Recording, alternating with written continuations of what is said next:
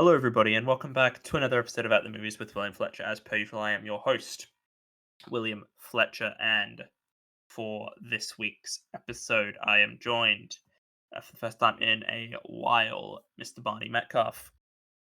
It's me. You only need to say my name once, and then I'll show up. Okay, this Don't is the don't do that. tone. Don't do that to me.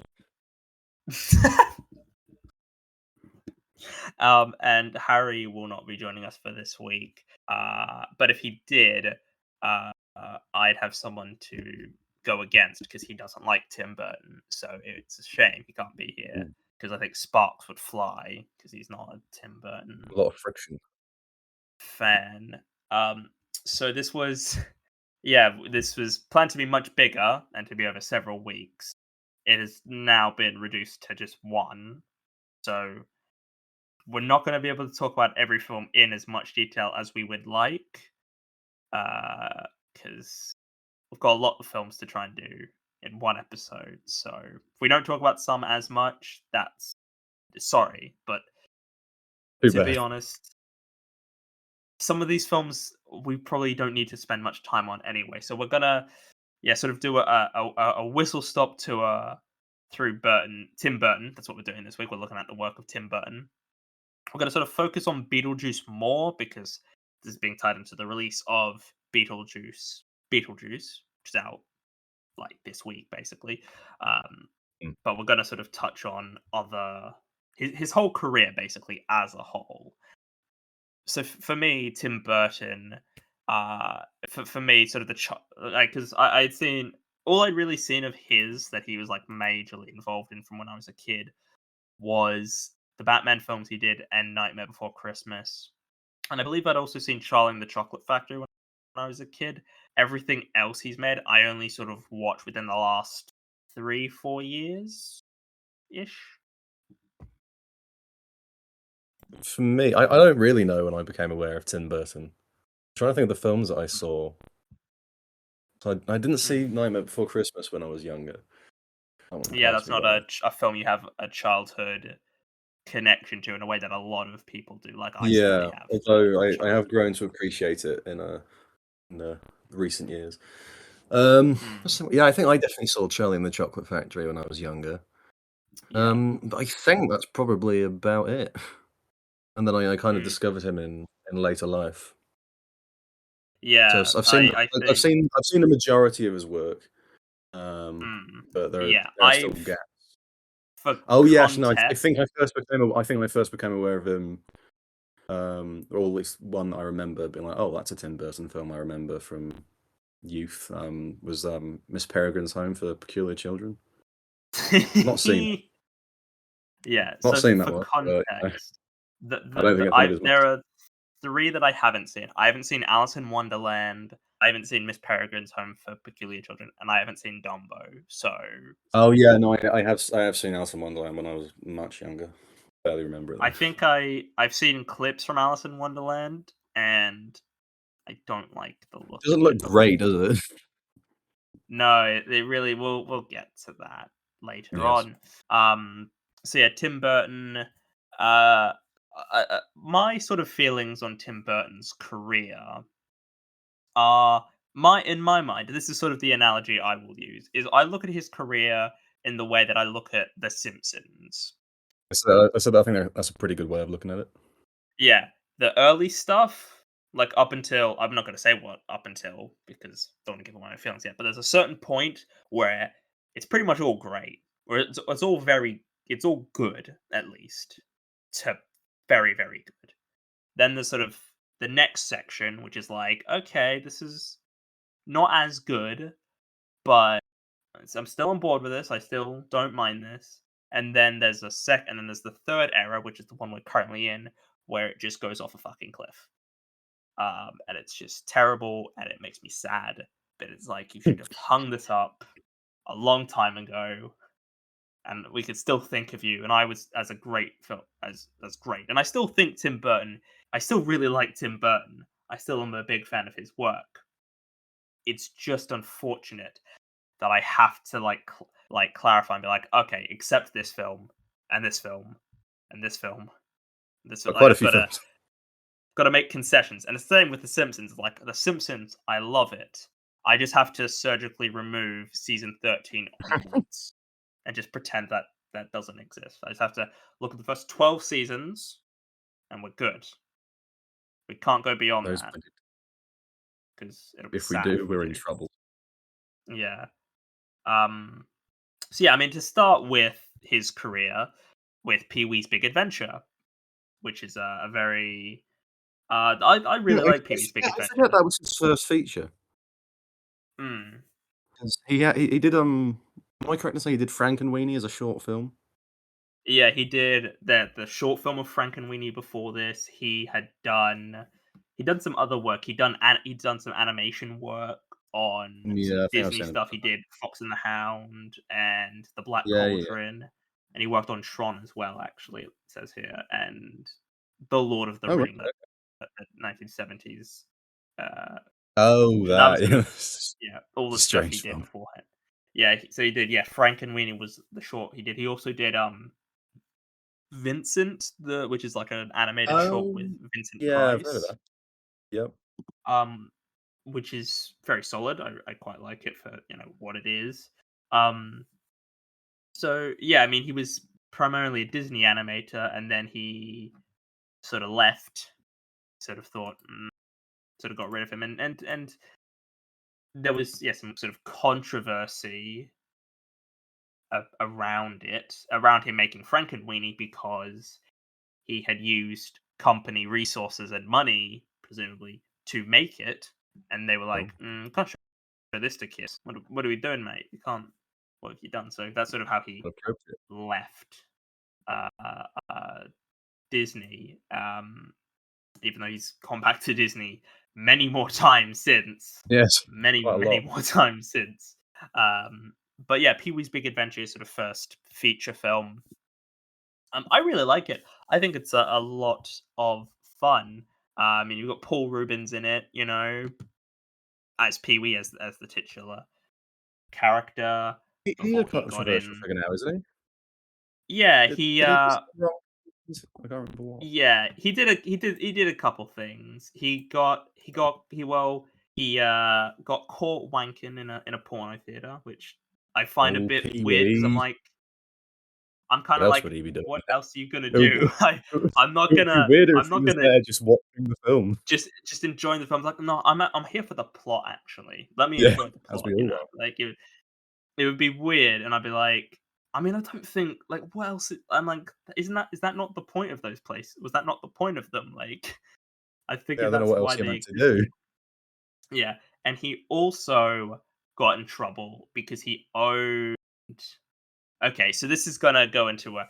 I'm gonna just say this: Tim Burton has worked with a lot of cancelled actors. Like Tim Burton has worked with You're a thinking lot of about it, yeah. really not good people, and I mean Tim Burton himself, debatably not a good person. Mm, Depends who you ask, yeah, because he's like, I can't have black people in my films actually because it doesn't fit my aesthetic, doesn't fit my aesthetic.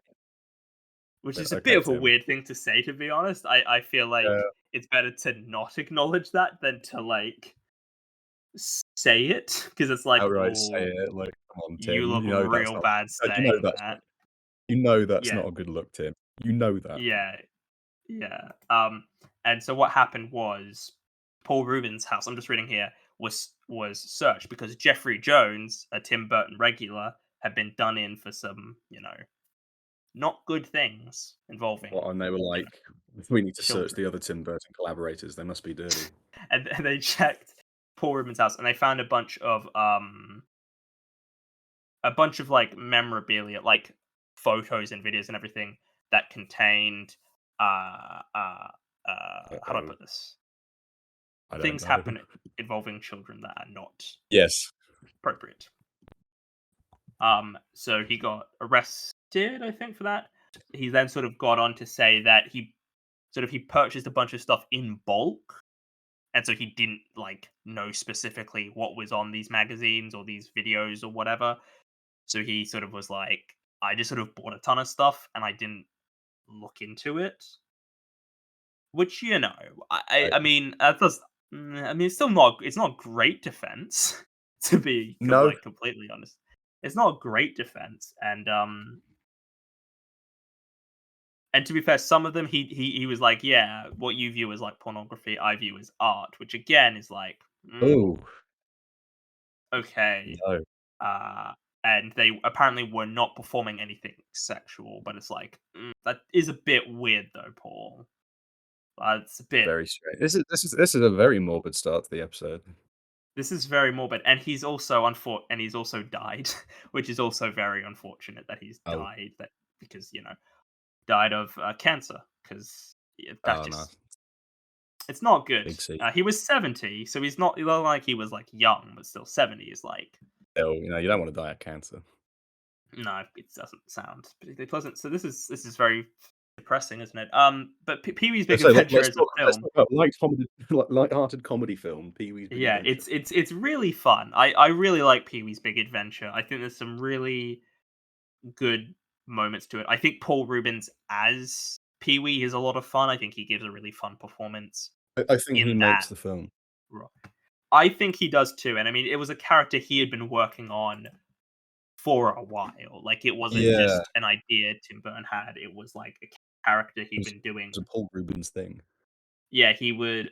Yeah, and he said it sort of was doing like stage stuff basically, which he was doing along with Phil Hartman, who I'm a big fan of Phil Hartman's work, and John Paragon, who the name feels vaguely familiar to me.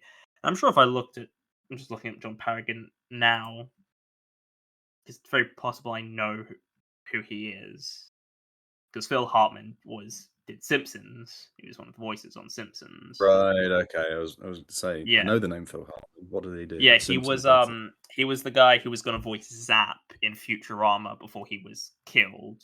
Okay. Um, Oh, he was killed by his girlfriend at the time, I believe. oh my god.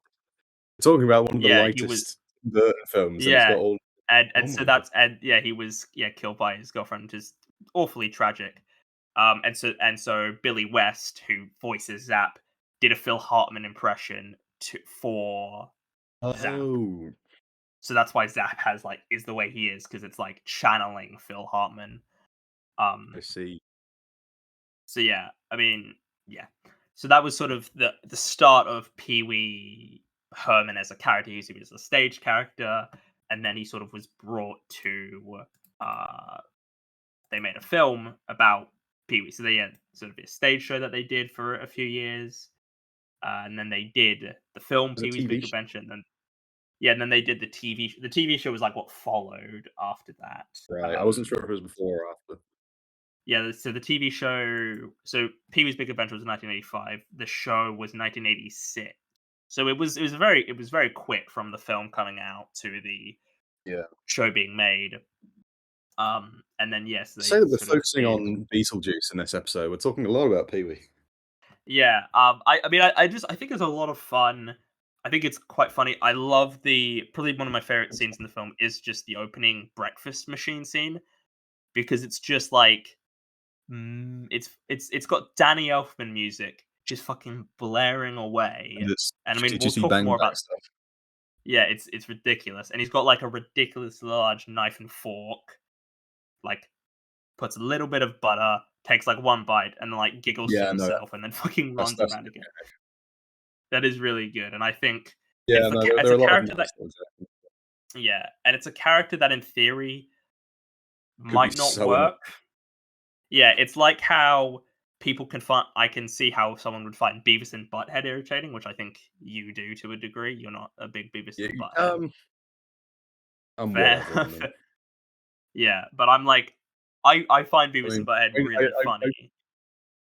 just yeah, as a side note, yeah, I feel like I should be on board with Beavis and Butthead just because I think I do find just 2 teenagers going really amusing. I am I am Cornholio. Cornholio. I need I want TP. some TP for my bunghole. It's That's it. it's it's so it's so but it doesn't. Yeah, I mean Pee Wee's big, but again, Pee Wee Herman is that character where it's like, oh, this could be so fucking It's a irritating, very fine and line. yeah, exactly. But I really like it. I think it's a lot of fun.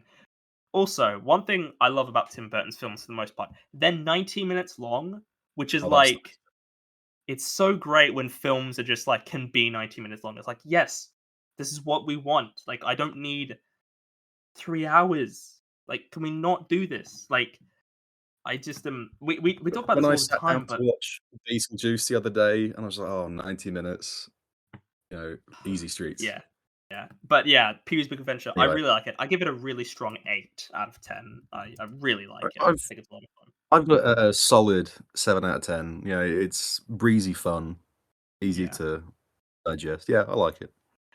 But anyway, the thing we've got to focus on quite a bit, I think, yeah, Beetlejuice, which is Yes. Second film. one of Tim Burton's more well-known films in terms of like I pop I culture I'd make the references. argument it's probably his most famous film I'm just in terms looking, of, and I like, think I'd have to the agree with thing. you. But Yeah, I think it's very it's either that it's or reference. Edward Scissorhands. It's between those two. Yeah, I'm just trying to Yeah. think. I can't think of many Edward Scissorhands references in other media off the top of my head. I Yeah, mean, to be honest, the Beetlejuice only reference more, yeah, like, to the point, the you know, only you see Beetlejuice somebody one, wearing black and white stripes, you think, well, apart from Prison, you think, "Ooh, Beetlejuice." yeah. To be fair, the only Beetlejuice reference I can think of is when Community did it, which Oh, was yeah, for the third time phenomenal. he's mentioned somebody walked past dressed Yeah, as I thought Beetlejuice. that was fantastic. I was Yeah, like, no, "That that's a is really great." good joke. Yeah. 3 years Yeah, of setup. Beetlejuice, yeah, is the film that we're tying this into Beetlejuice, the second one, and there have been talks about a Beetlejuice sequel for years. Like, there have been Oh, so many talks about a Beetlejuice sequel for so many years, I and mean, I I was remember aware of, like, Beetlejuice 2 may be happening, but I didn't know it was going on for that long. yeah, so I'm just reading here. After the success of Beetlejuice, a sequel was fast tracked by the Geffen film company. Two Beetlejuice sequel scripts were commissioned in 1990. So Oh, that's, like, what, 2 years 34 later? years. There's 2 years later, and for 34 years, there have been plans for for another Beetlejuice film. It's insane it's taken that Yeah. long. But I guess maybe Tim Burton's not the sequel kind of guy because he's like. And yet Although here I he don't is know. doing Beetlejuice. I don't know. I'm just reading here. So there were a bunch of There was one Beetlejuice sequel called Beetlejuice Goes Hawaii, which does kind of sound fun. What? They had also had an idea for a Beetlejuice sequel called Beetlejuice in Love, which again doesn't sound as fun as Beetlejuice Goes Hawaii, to be honest. What? It's a I don't understand strange why. title. Yeah, and we'll talk Man, I about really Beetlejuice I Beetlejuice really wanna see at the end. Beetlejuice Goes to Hawaii. I know, right? Like that actually sounds fun. I would be like on board with that. Just 'cause They it's such a basically bizarre talked about this for a title. lot. Yeah. So in the 90s, and then they sort of stopped talking about it for a while until the early 2010s, and that's when they sort of got back to the idea of. So still, September 2011, Warner Brothers hired a writer to write a Beetlejuice sequel. Like 13 years ago, they've been working on this. So like they've been working on this film on and off for so long, and Wow. then they said they shelved the sequel back in 2019. So they're like, "Nope, we're not going to do it anymore." And No, now they've sorry, Tim, we're finally, not doing that this year. We've got a real winner for you. It's Dumbo. yeah, and now they're like, okay, and now they finally made it. So that's yeah. Beetlejuice. I mean, this is this is like Tim Burton. Like Pee Wee is a great film, but I don't know how much I would say it's evocative per se of the Tim Burton style. I think Beetlejuice No. is far more evocative So of selling his point style of of like the Pee-wee is aesthetic. Pee-wee. It's a Pee-wee Herman film. That's the thing, whereas Beetlejuice is much more yeah, this is one of those things where you say Tim Burton aesthetic, I think of this sort of stuff. Yeah, exactly. It's got the wackiness. It's got the like It's like I don't know if dark edge.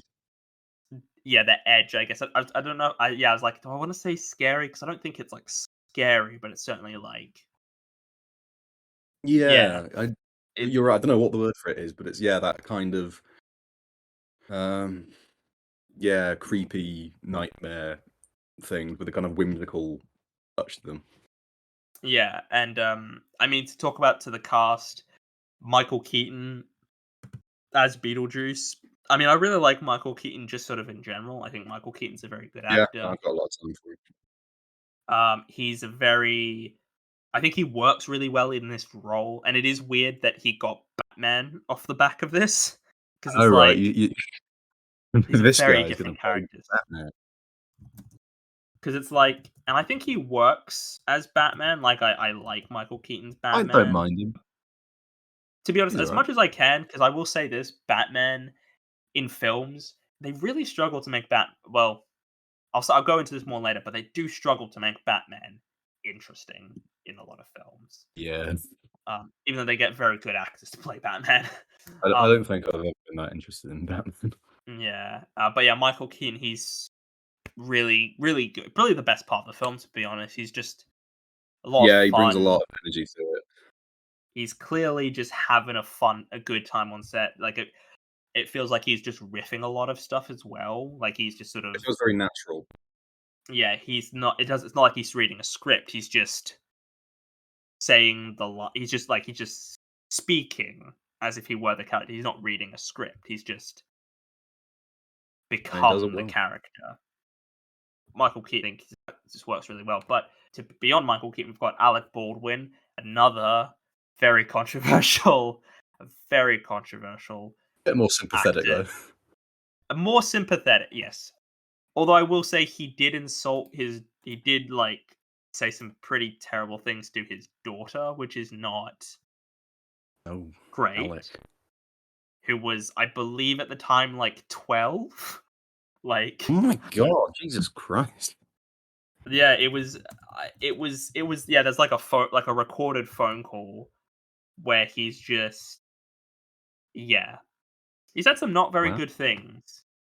And Oh it's my really god. weird because it's like this is a 12-year-old child you're talking to. It's not like a 20-something-year-old daughter. It's a child. I Um, mean, she could have been a dick. yeah, but still, I mean, he called her a thoughtless little pig. All right, so I Oh, think oh, in oh, Alec. terms of Steady on, man.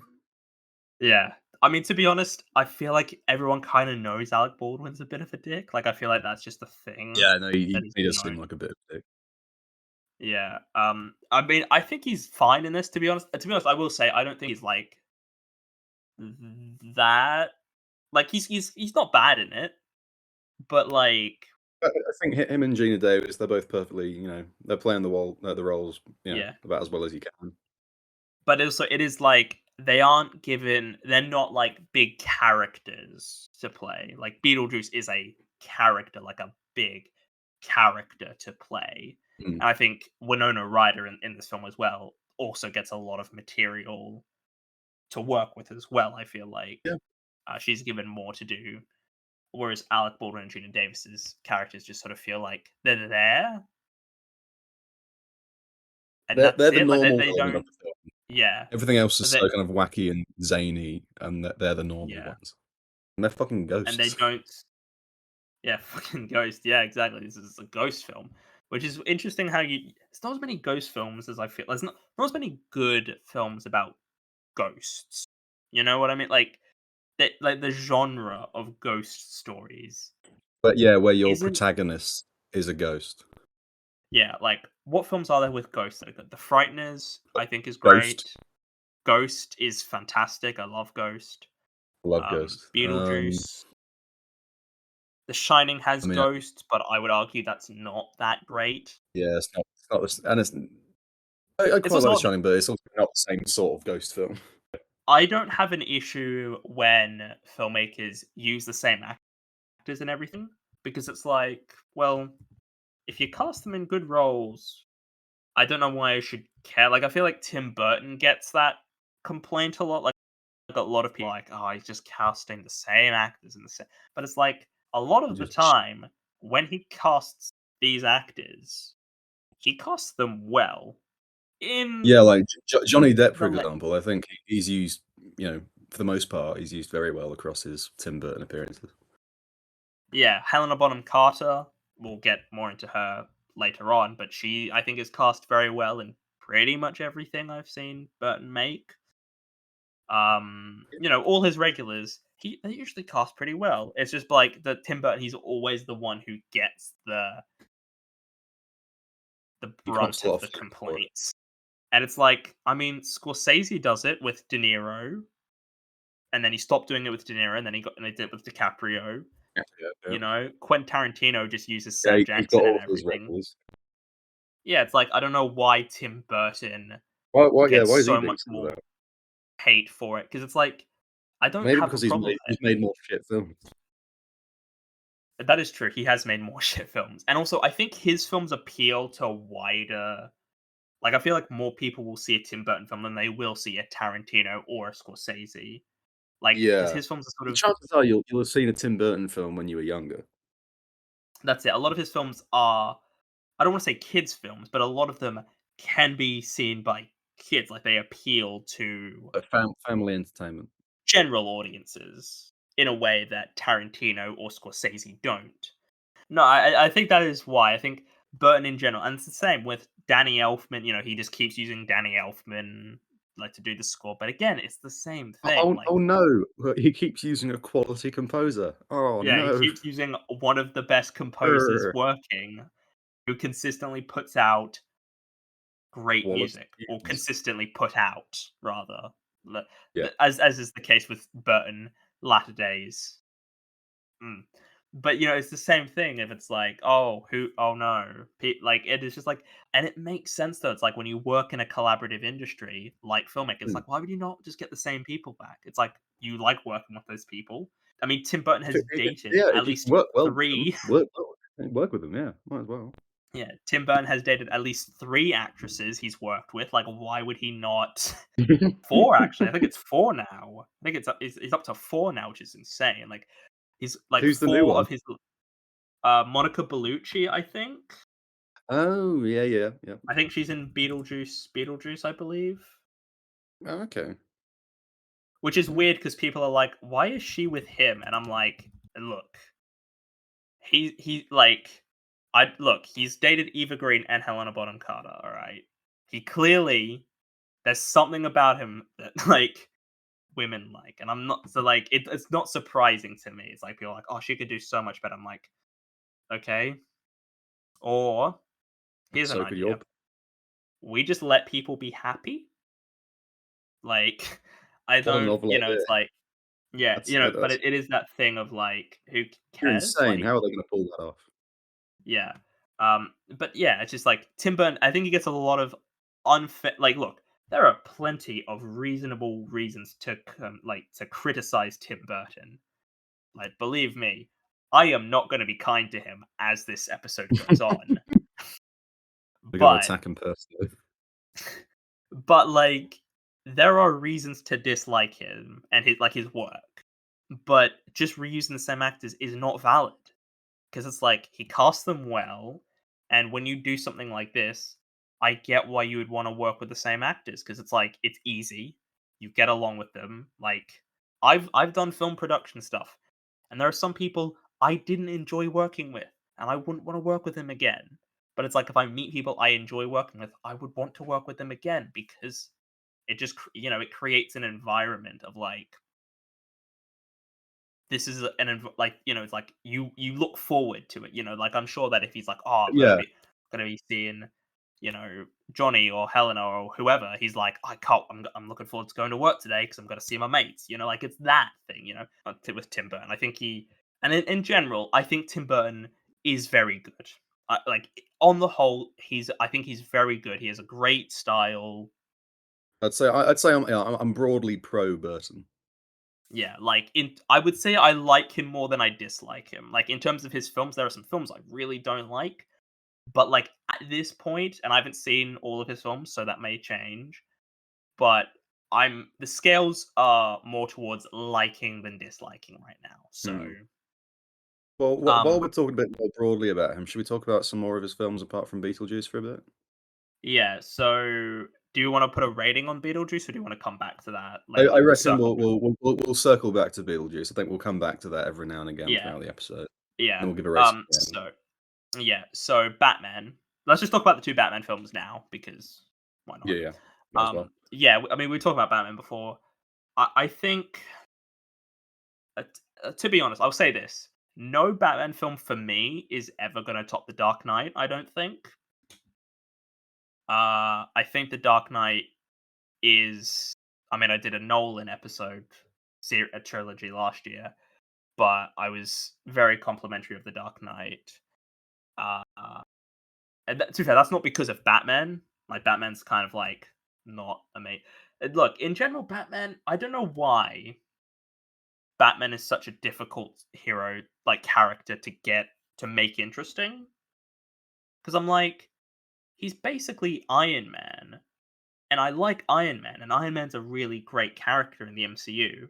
So why does I Batman think not it's work? because Iron Man's generally got a bit more personality. Bruce Wayne is always just kind of brooding and mopey. Yeah, and it's like, oh, we're gonna have a flashback to when my parents were killed, which is For like the never. 15th time, we get it. Your parents are I dead. I still can't believe Joker put that scene in there. I was like, oh no, Oh, that you're was not doing this. unforgivable. That was I terrible. was so angry. I yeah, and I rewatched because I rewatched Burton's first Batman film recently, and it gets to that scene, and I was just kind of like, okay, I've seen the scene, I know what happens. And to be honest, if this was the first time I'd seen it, I wouldn't hate it. This is the thing; it's just one of the most overplayed scenes, just in general, Well, it's like 'cause, yeah, it's all across. what Batman's really got going for him. Like, yeah, he's got dead Yeah, parents. Great. yeah, and it's just That's your like, defining yeah, personality trope. that's what you do is what you do. I think I will say this. Well, no, you hated this film. I didn't mind Robert Pattinson's Batman. I thought he was pretty solid, but you Oh, what a hate whiny that little bitch. film. Can't Oh stand mate, him. but in general, I do find Batman the least I interesting am part of a vengeance. Batman No, you're film. not. You're a kid playing dress up. Like in The Dark Knight, Heath Ledger's Joker is so much better as a character. Like he is just so much more interesting than Bruce Wayne in that film. Well, then Bruce And Jack Wayne and Nicholson, Jack Nicholson, yeah. it's just so much more interesting than Batman. And it's like Jack Nicholson, we've talked about him before. We talked about him at least when we did The Departed. Heroes I and think Jack heroes. Nicholson is a fantastic actor. I think Yeah, he's a he's great fella. fantastic.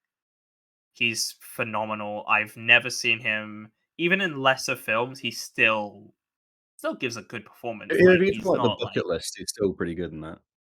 yeah. Like I'm trying to think. I want to watch some of his sort of older stuff when he was like young, like Oh yeah, like all Five the stuff Easy he got Pieces like and loads of like easy. Is it Ian Easy Rider? That's him. Easy Rider. Um, Yeah, Five Easy well, yeah, Pieces. I think is the one. There's one yeah, where he's in yeah, yeah. like a Just restaurant being a dick to a a bunch of waiter. films that he got Oscar nominations for that people just kind of forgot about. Yeah, I added one of those to my watch list because I'm like, oh, I got I forgot what it was. Let me look it up. Sorry, while I'm here. But I'm just used to Jack Nicholson being like a middle-aged to elderly guy, like that because that's kind of what he was after like a I'm just certain. used to him looking overweight with sunglasses on at the Oscars. Oh yeah, yeah, Either and that he's like, or him in One Flew Over the Cuckoo's Nest being mental. oh, I just remembered Jack Nicholson was in The Little Shop of Horrors, which we talked about a few months Oh ago. yes, of course. He plays the Bill He's the Murray Bill role. Murray. Yeah, and he's fucking insane in it, but he's great in that. He's like great in that little role where he's just mental, and it's And you like just think this again guy's Bill gonna be a Murray. star. Yeah, he's just got that look of like he's just like when he was younger. There is just something about how he looks where I'm like, that's a bit of a weird looking guy. Like he does look like quite. But yeah, he's got the smile of a serial killer. You mate, you won't believe this. But yeah, anyway, Jack Nicholson. I think he's good as the Joker. He's not amazing as the Joker, I will say. No, I It's think probably because I've just seen. he's very He's enjoyable, good. but he's not. Yeah, He's not Heath Ledger though, who is like the definitive portrayal of he that is the character. Joker. Yeah, or Mark Hamill, but Mark Hamill I would also go with. But he's much better than Jared Leto. Like Jesus Christ, and I Ugh. honestly think I'd say Jack Nicholson's better than Joaquin Phoenix. Like I know They're people love doing Joaquin different in that things film. with their Jokers, and I think I probably Yeah, prefer Jackson slightly because it's more of yeah, what and I it's think the like, Joker is. yeah, I just yeah I think Joaquin Phoenix the maybe is a better performance, but not a better performance as the Joker. as the joke, yeah, and I just don't like that film. I love that these Batman films just. I wish superhero films did this more, and maybe they're sort of doing it a bit more now. I just like superhero films that just embrace that they're ridiculous films. Well, that's what Like I these wanted to Batman get films into because are when you said you mental. don't think there's going to be a Batman film that will beat The Dark Knight for you, I think I Mm. agree with that. But the only one that maybe could is that one from the Adam West one where it's just Oh ridiculous. man, that is it. I will say Because this: the 1966 Batman film is fantastic. Like it's genuinely, it's really funny. Like it's a fantastic comedy. It's see, fantastic. Like it's I'm completely somebody different who of what thinks that, but I it's don't like it when Batman is taken deadly seriously because mm, like it's a man dressed up as a bat. That's just yeah, it's ridiculous. yeah. Were And you a you're asking fan me to of take the it. Lego Batman movie? I love the Lego Batman movie. Yeah, I figured you would be a I fan if you don't it like that serious that Batman. is a masterpiece of Batman. The Lego Batman I movie is love great. it, I will say this. I do love that really, love and it. I think that film is great. And I Yeah, think I think these films are the right level of we're taking it seriously, but we're not asking yeah, you to be really they're still quite campy and they're fun, yeah, basically. yeah. There's like a darkness to them in a literal sense, but Yeah, I love the way Gotham looks in this film. it looks great, Like, doesn't it? I don't like that this to Gotham me in is other what films Gotham just looks should like look a like. city. Yeah. Whereas Yeah, I this is was a really listening to nice Tim Burton-y feel to it, but it's also yeah, this place is like a crime hole. yeah, no, I was listening. I don't know if I just saw a video, or I was listening to a podcast, but they said something like, "I want Gotham to look impossible to live in, like Yeah, it's just it needs to look fucking." in a real And I'm shithole. like, yeah, and I do hope, and I do prefer that. I think because when as much as I love The Dark Knight, it is just is it It's Chicago? just It's just like it's yeah, just it's a just city. Chicago. It's just a city. Like that's not as Yeah, interesting to me as Tommy the from the Bear is gonna walk fantastic Tim past in a Burton. second. Yeah, like the Tim Burton production design is Mm. great. The score, I mean, again, Oh, I love that, Danny the Elfman, main theme. beautiful Yeah, music. It great. not beautiful music, but just really fantastic music. Like Danny Elfman. I mean, we might as well just talk about Danny Elfman now while we're here. Yeah, there's one Like, particular film I wanna touch on as being some of my favorite Danny Elfman stuff, but yeah, yeah, let's yeah, start we'll there. touch, but yeah, we'll go into specifics later on. But Danny Elfman, he's not my favorite composer. He might be my second favorite composer though, He's top and 3, I'd say, for me. at a push, he's third. He's top 3 definitely. The What only other else 2 is that I'd say are contending are John Williams because mhm. Oh, I mean, it's it's John obvious. Williams, come on. John Williams, yeah, can't, and, Ennio Morricone. So yeah, Ennio's my favorite. Yeah, I think I'd probably say Ennio is definitely my favorite, but then it's like, I think it might be Danny Elfman second. I don't know. Mm. Like, Yeah, I think I've got it's similar it's rough, it's top around 3. there. Yeah, it's like Danny Elfman's music. Again, there'll be some films we'll talk about like specific later on, but his scores on the whole for Tim Burton films are good to amongst the Excellent. best scores ever. Like there's one film we're gonna get to, and it's and like no hyperbole to this, maybe a contender for greatest like film score just in general. Ooh, And interesting. I'm not like I've talked to people about film scores before, and I'm like, yeah, the Army of Darkness score, phenomenal. Like the Army of That is Darkness actually score that's is a great score. great. The Little Miss Sunshine score is Mm. fantastic as well. And there's a Danny Elfman one that we'll get to that I'll touch on. But there's a couple tracks. There's like specific tracks, and then there's just overall like There's one track in the film that touches. we're gonna discuss shortly that I love. Yeah. More than most things in life, but, Yeah, but there's Danny Elfman. He's a great composer. Again, not a great mm. guy, but like Yeah, it's seems like a bit he of a does dick. strike. Yeah, he's a bit of a knob. He falls out with directors cause I mean he's fallen out with Tim That's Sam Burton Raimi. at least once and Sam You felt it Raimi, was and Sam I'm Raimi. like, yeah, and I'm just like, Plus, he's apparently a bit of a dick to women, which is, and like Mm. it's obviously bad, but it doesn't also. I don't want to say it doesn't surprise me because I'm like he clearly is a bit mental. Like it's not none of that Oh, justifies yeah, and if anything, you but just look at pictures of him, he looks like, Honey oh Bunny my from Pulp god. Fiction. Yeah, it's like, oh mate, those pictures of him at Coachella, he's just tatted up, long hair, playing guitar, he's shirtless. I'm like, dude, he's just Oh, yeah, yeah, I he's yeah, I just clicked onto that.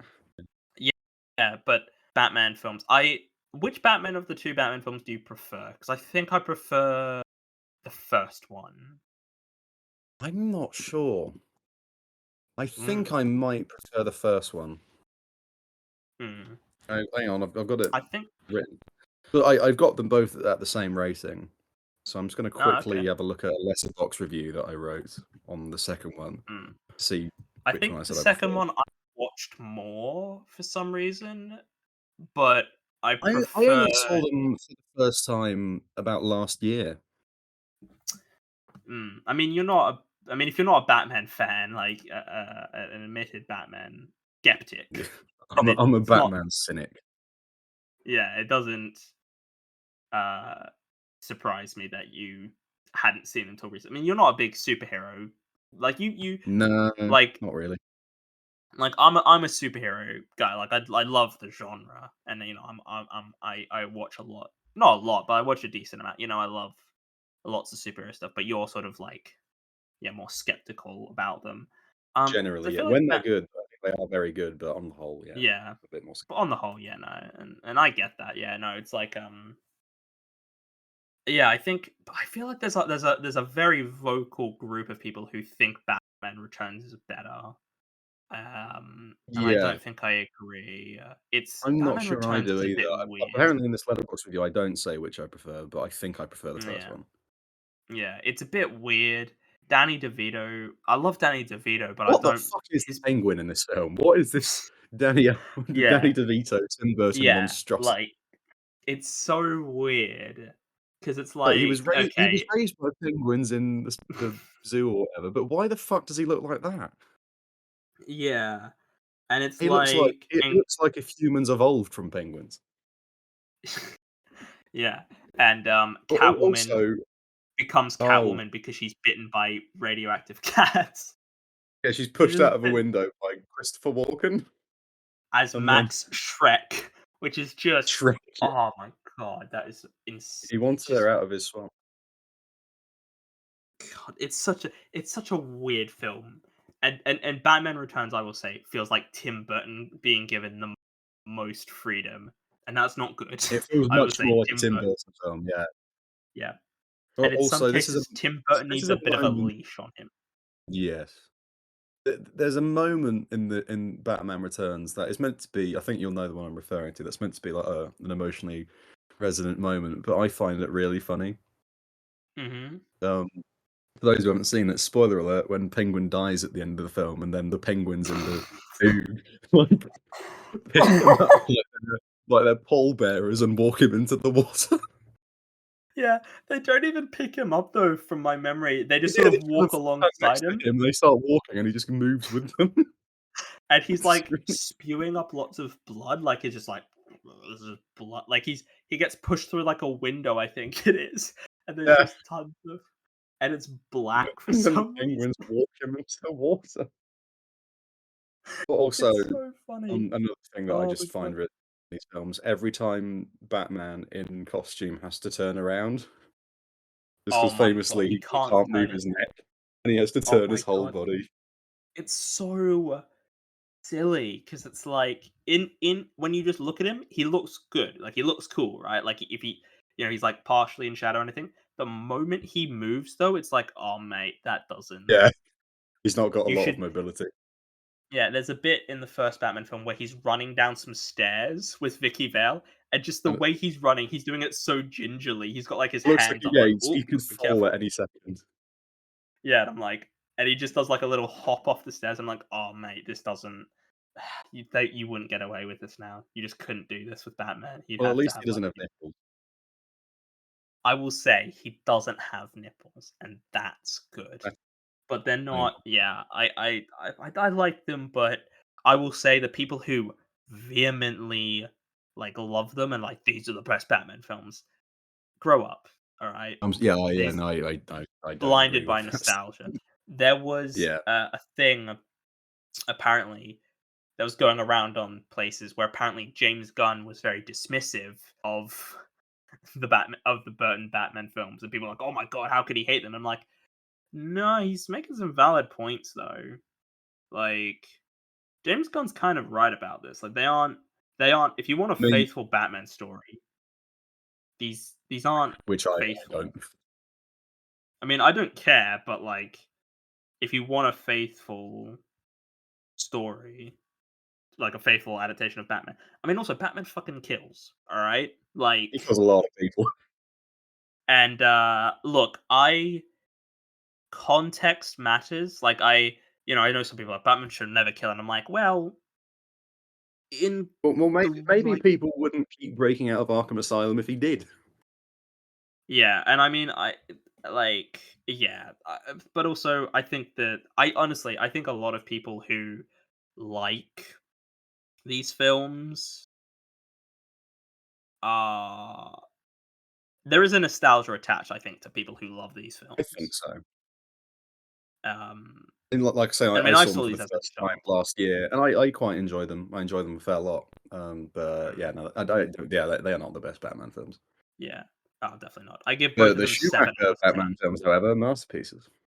10. I give both of them 7 out of 10. Like they're good. I enjoy watching them, but they're not like amazing. I, I I've got them at a kind of slightly generous. I'll concede 7.5. Hmm. Yeah, like they're good. I like them. I'll I happily think watch them. they get an extra point there for not taking themselves too seriously. Yeah, they can. Yeah, they can be a bit more fun, which is Yeah, good, they're and fun. I appreciate that. But then we move on to Edward Scissorhands. I was gonna say In probably this next run of films is probably the peak of his career. I don't Oh, think definitely, that's yeah, an unfair statement. yeah. Edward Scissorhands, yeah. I watched it for the first time last year, and I saw yeah, it a couple of years ago. yeah, it's really good. Not rocking the boat Yeah, too much by saying I that. love it. It's phenomenal. This is the first time he worked with Johnny Depp, and I will Jonathan say it's Dupont. not like the best Johnny Depp performance. Like it's a good He doesn't have to do performance. very Don't get me much. wrong. Yeah, but Um, yeah. Anyway, Johnny Depp. I mean, this was the first of the Johnny Depp collaborations, and like, yeah, no, it's a good performance. Don't get me wrong. I no, don't oh dislike yeah, the performance, but it is like it's not the most trying performance per se. He does have he does dialogue, of have course, but it's not like, but it's sort of like it's not. Yeah, yeah, no, it's a good performance. I just think Johnny Depp has done much better, which we will get to. yes. Um, Well, but next film. Winona Ryder, Yeah, she's good. obviously, Jonathan Pryce, who was sort of Tim Burton's first real like Big recurrent star. collaborator, before he died, which is unfortunate. But from my he was old, like he was an Yeah, oh elderly yeah, man. big time. And I mean, I really like the Vincent Price. I will say this about this film: the ice dance Oh, I piece was waiting to mention this. I Stance, I think is that is my favorite piece of Danny Elfman music. Like that it's scene, a, I love it. I might drop a clip in here.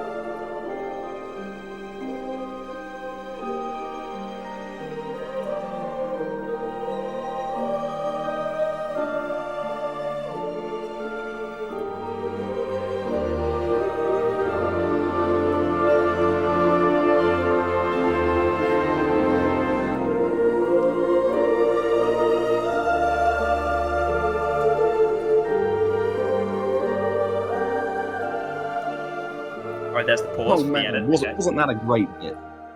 yeah, it's because it's so un Danny Elfman. Like, Danny Elfman's Yeah. music to me is insane. I mean, again, Oingo Well, Boingo. yeah, it's I've been got these listening to little Oingo moving Boingo. parts that he usually Yeah, does. There are easily yeah, so many Oingo little Boingo layers. is mental. There's just so much going on. There's, like, 3, like, backing tracks. It's just Mm. overwhelming the senses. But this, The Ice Dance, it's a You have phenomenally that it's a choir, beautiful piece. whatever, like, harp or Just whatever it is that they play that. melodically, yeah, just, like, It's melodically, it's it's beautiful. just so beautiful. Like, I can listen to that and just get, like, goosebumps. I'm just like, "This Yeah. is amongst But the one best work day of Danny I will Elfman's entire be in career." an environment where it's snowing, and I will be playing this in my headphones. Yeah, and it's genuinely, like, quite touching. Like, It's it's genuinely like moving. Yeah. yeah, like, music doesn't get me that like, if music gets me, it's because it's, like, a funny song that's making like, it's a comedy song that's making me laugh or something. It's very rare for music to make me feel moved and to feel just sort of a sense of, like, I emotion. get that with a few things, but this is the big one. This is one of the real, Yeah. like, this is a piece of music that moves me. Yeah, it's just fantastic. It's such a and, like, that Mm. scene itself and just the like, there's just the the turning I shot yeah, where that's Winona Ryder's I like think that's one of the best scenes in Burton's career. yeah, it's a because again, it's so un-Tim Burton, like, it's a it's a it's, you Yeah. can see everything, it's quite melodic, it's not mental, it doesn't have this dark aesthetic, it's just sort of allowing you to sit in It's not sort even of like his usual like, no, his normal type of whimsical. It's not even that yeah. whimsical, actually. It's just a really slow, poignant moment.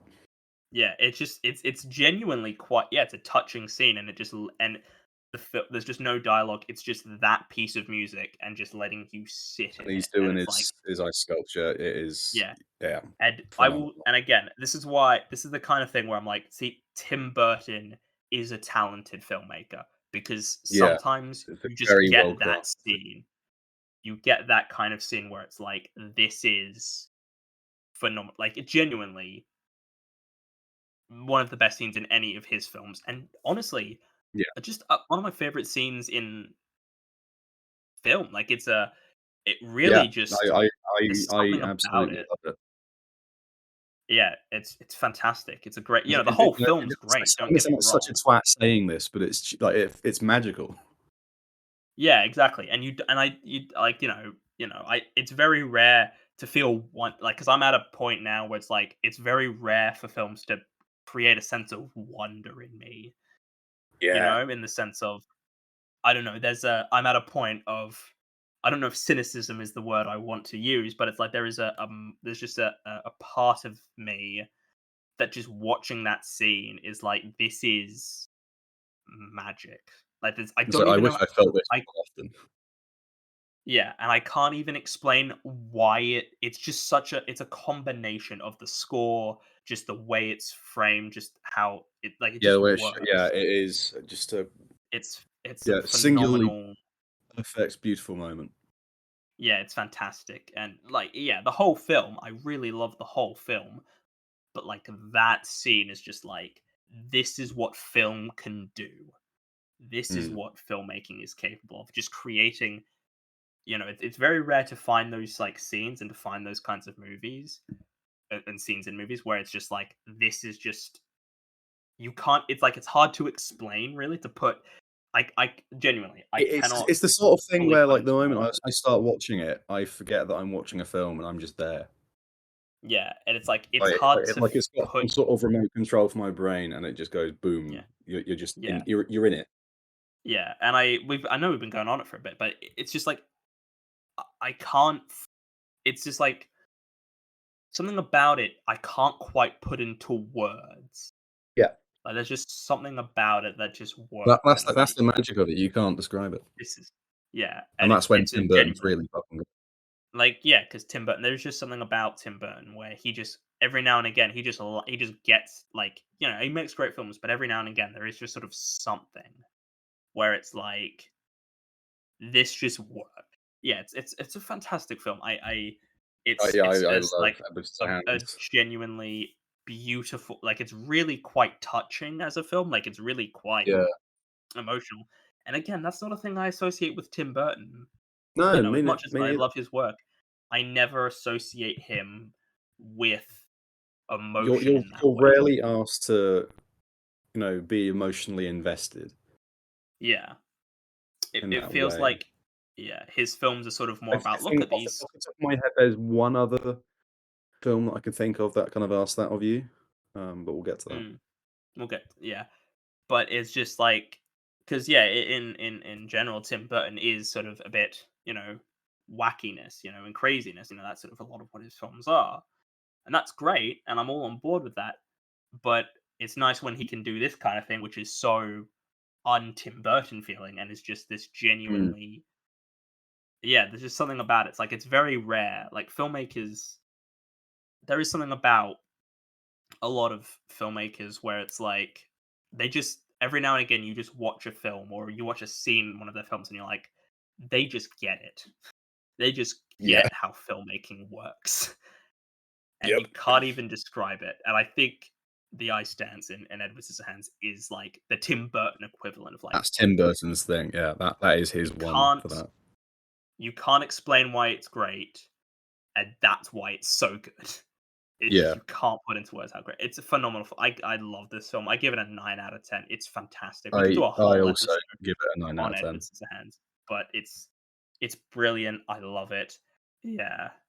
No, that's fair enough. Actually, Yeah, tell you what, actually, I think that is just this film.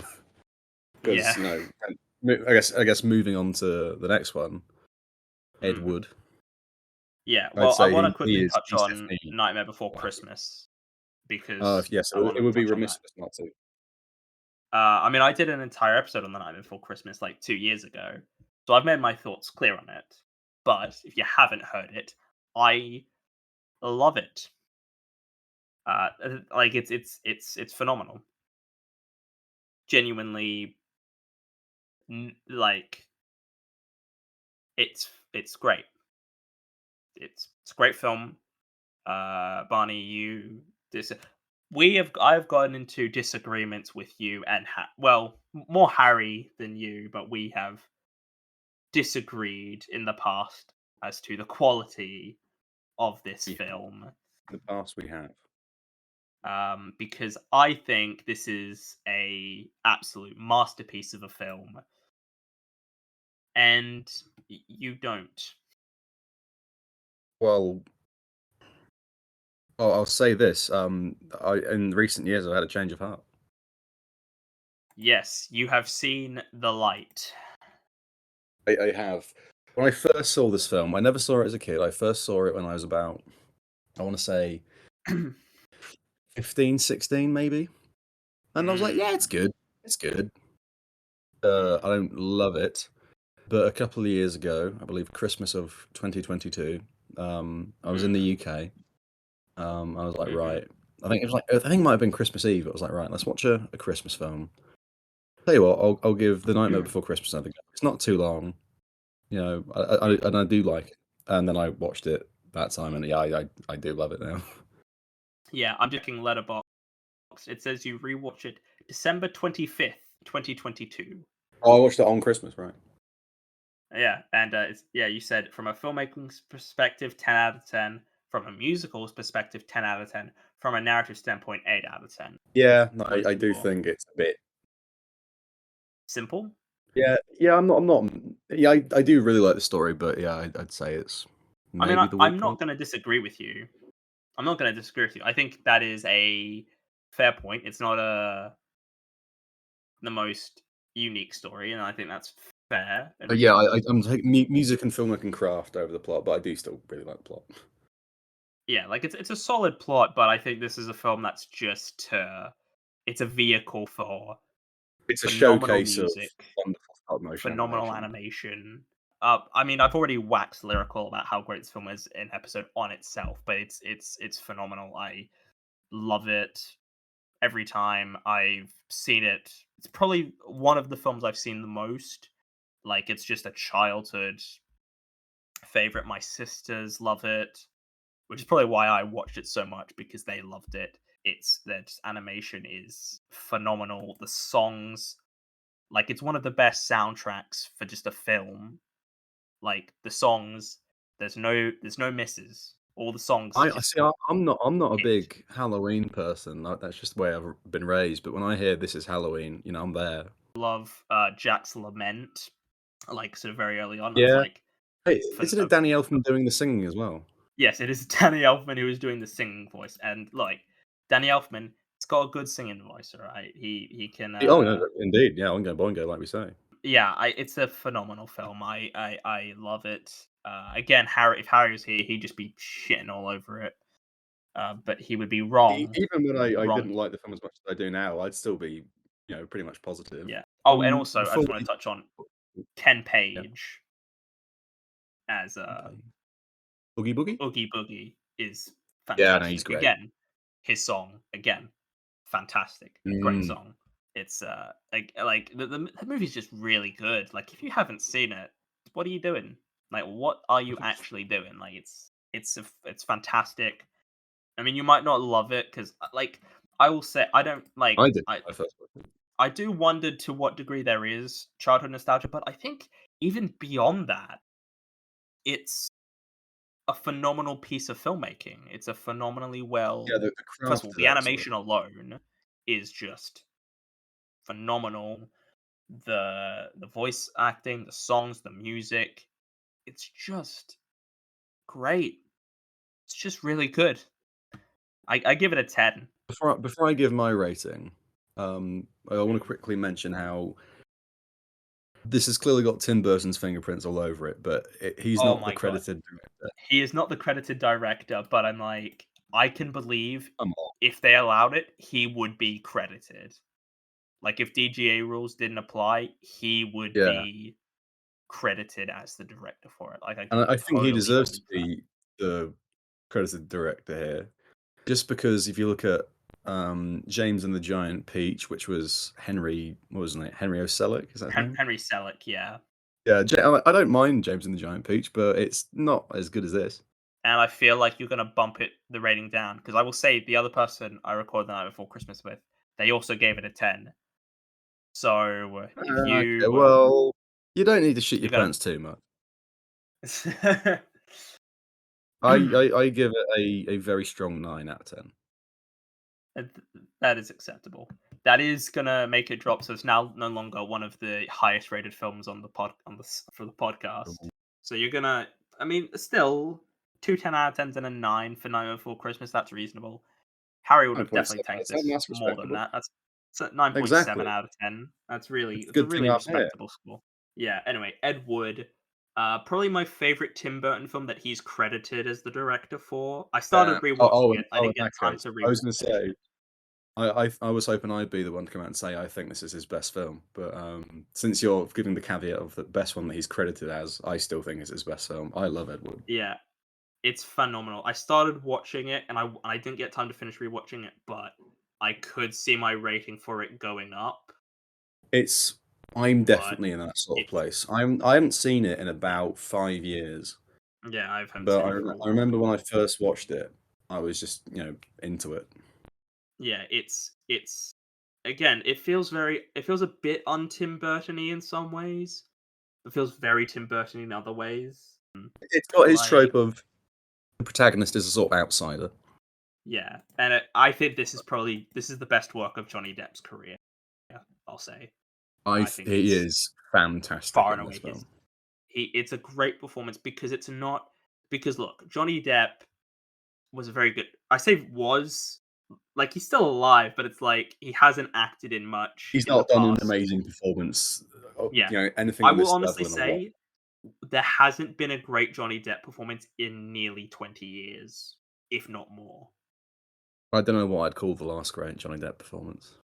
What have I even We seen him might in? get to it on Murder on the this Orient later. Express?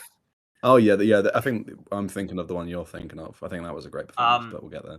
But yeah, this is because it's not him being just a weirdo. It's not him relying on his looks, which he sort of used to do in the early stages of his career. It is just Mm. Johnny Depp just giving a Like, very good performance. yeah, just playing the role at, just the right level, I'd say. Tell you what it is that makes this film feel different from a lot of biopics. Hmm. I think it's Tim Burton.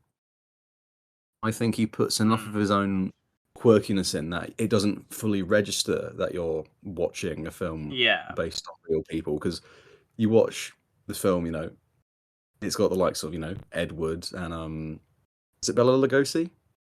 Yes, yes, Martin Yeah, Landau yeah. as Bela Martin Lugosi, Landau's, yeah, Oscar yeah. winning for this role. I mean, he's also fantastic. He is fantastic in it. It's not an undeserved Oscar win, I will say. Like, he is Oh yeah, very I good think in he the fully deserved to win that. Yeah, no, I definitely agree with you. I think Tim Burton, yeah, because like biopics are like I really don't care for the musical biopic. Those films Oh, bother me I can because give you my own rendition of a musical biopic right now. all right, Like, oh, we're in a band. Oh no, we're really struggling. Hey, follow my lead, guys. They play a banger song. Wow, these kids really seem to have talent. Yay, we're getting big now. Oh no, the gang's splitting up because of drugs and career fame and stuff. Oh no, yeah. let's come back together to do one final gig, and they rock out. The end. Or what I could just do is just put the trailer from But Walk walk Hard on. in there. Yeah, It would be the same thing. A Walk Hard has ruined that genre, and good on it because it's not because Elvis particularly is crap. strong. Elvis is shite. I assume Bohemian Bohemian Rhapsody's not Rhapsody's that not great. good. Anyway, Yeah, they're yeah, quite wrong. I think the reason why I find Ed Wood so is first of all, Ed Wood, just like as a character, I think is interesting. I think there's a He's so really lovable. fascinating story. Yeah, there's a fantastic and it's like there's just something that's so earnest about his character where it's like he's making shit films, but he's just having a go at it, and he's I mean, like just what's the and there's there's a something certain line. It's oh, you thought that was the worst movie you've ever seen? Oh, well, the next one will be better. yeah, there's just something so earnest and about his character that's like you can't Mm. help but root for him. Like there is just something about his style, like he just the way he's portrayed in that film, both from Johnny Depp's performance but also from the writing, Yeah, the is writing, just definitely. inherently really likable. There's just like it just like it's fantastic, and the whole supporting ensemble are fantastic. I mean, Martin Landau we've already touched on, but Sarah Jessica Parker, Bill Patricia Murray. Arquette, Bill Murray, who I really like in this, who's got a very I sometimes forget he's in this, but I find him really funny.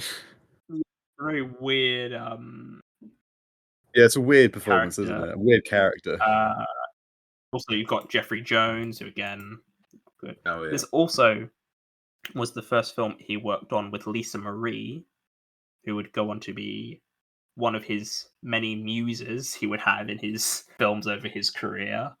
Uh, I mean, I think Oh, he's okay, yeah. So yeah, I've seen her in Sleepy Hollow. I've not seen Mars Attacks. Who was she in Planet of the Apes? she's the the ape. Do you remember the scene where there's that orangutan on the bed, and then like his partner comes down Oh, and she starts doing that weird. oh my god! Yeah, What the I fuck, Tim Burton? yeah, I think Harry and we'll get on to Planet of the Apes, but I believe Harry and I talked about how Tim Burton must have a weird fetish because that's where he met Helena Bonham Carter. I'm Yeah. just looking this up. Vincent D'Onofrio is on this film. I don't remember Was Vincent he? D'Onofrio being in it. Yep, apparently. Who the I fuck does he don't play? recall him being in Or it at oh, all. he's Orson Welles. Oh. Oh, That's a that's good casting. fantastic scene. That I don't is yeah, that's okay. great casting. And it's a really great scene in that film, I will say. Like the scene where he meets Orson Welles. That didn't happen, but like, who cares? Like Yeah, it's a really nice scene. Like I don't need yeah. my biopics to be a strict exact retelling of what happened because that's just like you No. telling me an anecdote and that's boring and real life doesn't have structure because it's just a series of events. This is a biopic that knows how to have fun. Yeah, it's black and white, but it doesn't feel gimmicky because you see some No. films, Belfast, that are in black and white Ugh. and they just feel like a gimmick. And it's like, why are we doing this, guys? Why are we doing this? I think because Because this film feels shot in a way that It felt like, It's very it was shot to evocative. be in black and white. It's not just, "Oh, Yeah, we've made a film and we've shot it in black and white because yeah, it's why not?" it's very evocative of that style. That's the point, which is good. It's brilliant. I like films about filmmaking, to be honest.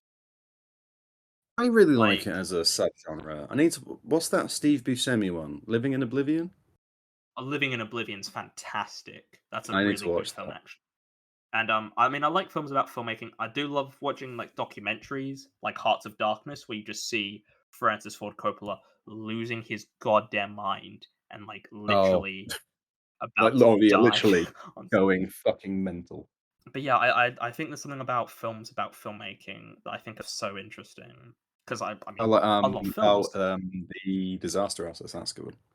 Disaster Artist, that's a solid one as well. I just like films about filmmaking. I enjoy watching because that's what I want to do. And obviously things were different. This is a film that takes place in the 50s. Uh, but like it's Yes. still interesting to be like, oh, I wasn't alive then. I wonder how things worked This is what it then. was like when you were making films back then. Yeah. It's a fantastic film. I'm just looking. Howard Shore did the music for this one. So this is the first Tim Oh, Burton Fallout. Howard Danny Shore Elfman, of Lord of the Rings, like.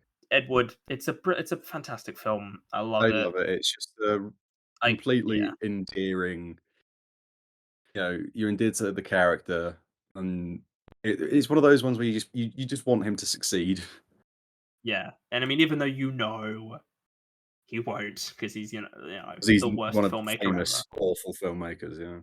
Yeah, it's fantastic. Performances are all great. It's an inspiring story. Like it's a genuinely quite Hmm, nice story.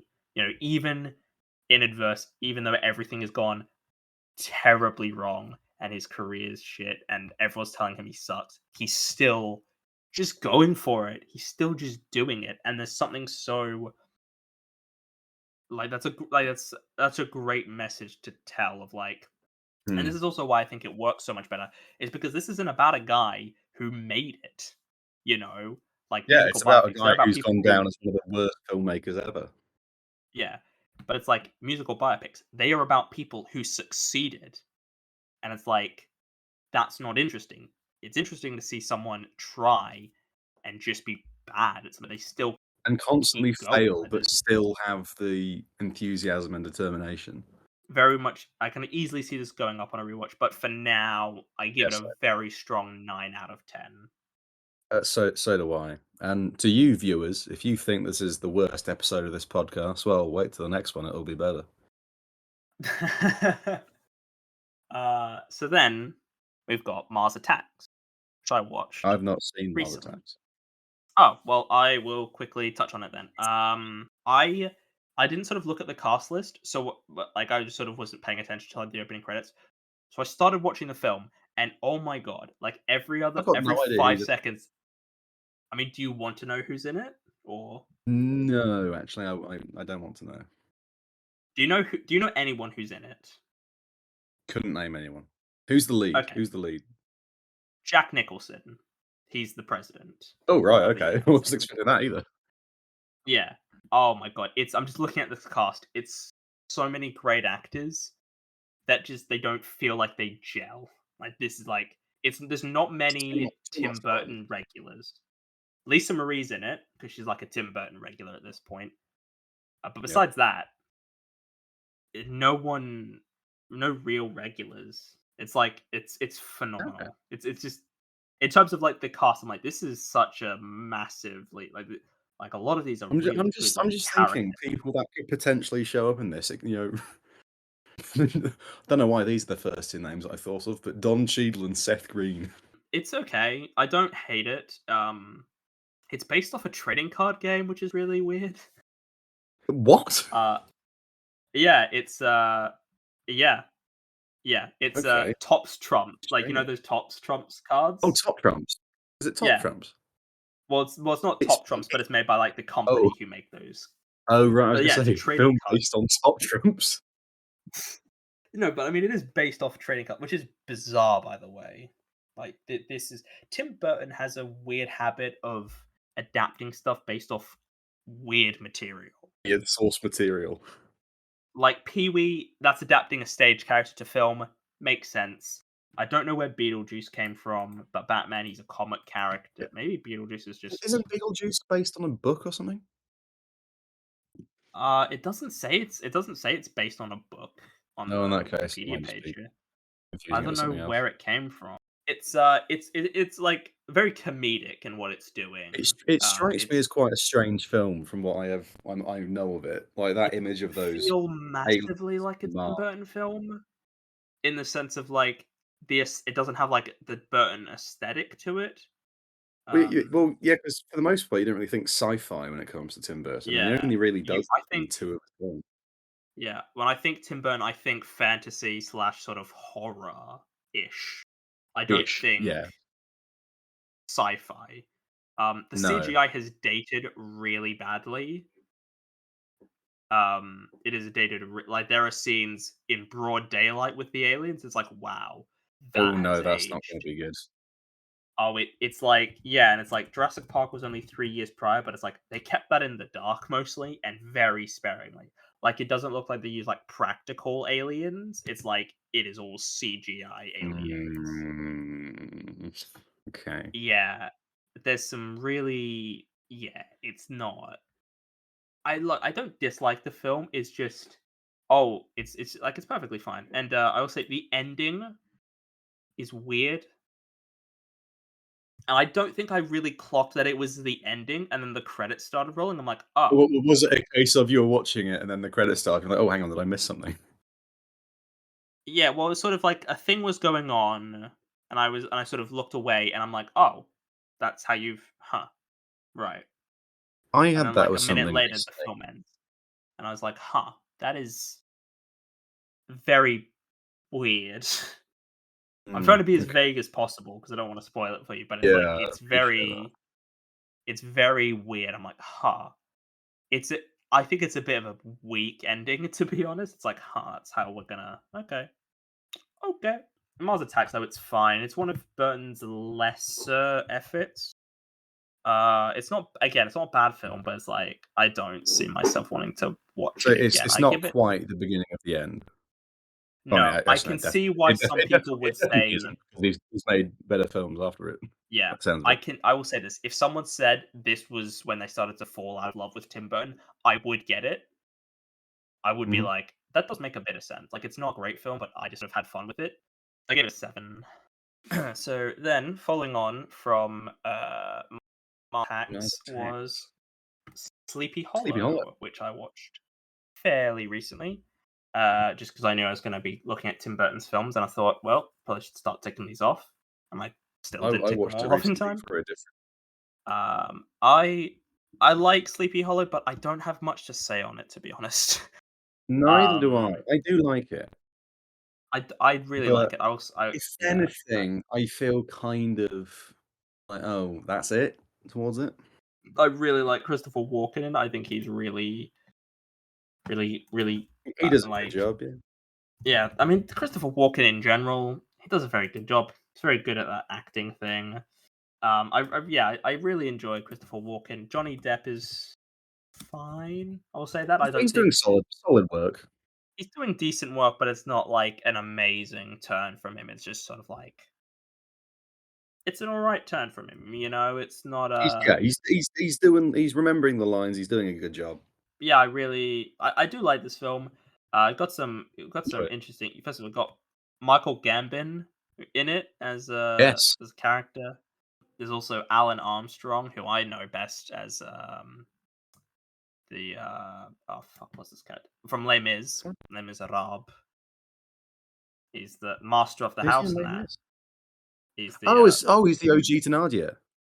yeah, Thenard yeah, he's fantastic in Oh, that yes, role. okay. Yeah, I'm just he's looking at the cast, I see fantastic. you've got Alfred in this film again. Oh yeah, we Mi didn't Mi even touch on Michael Gough. Michael Gough, Michael I think is how Gough? you Gove? pronounce his name. I No, not still Michael don't Gove, know. Michael Gough.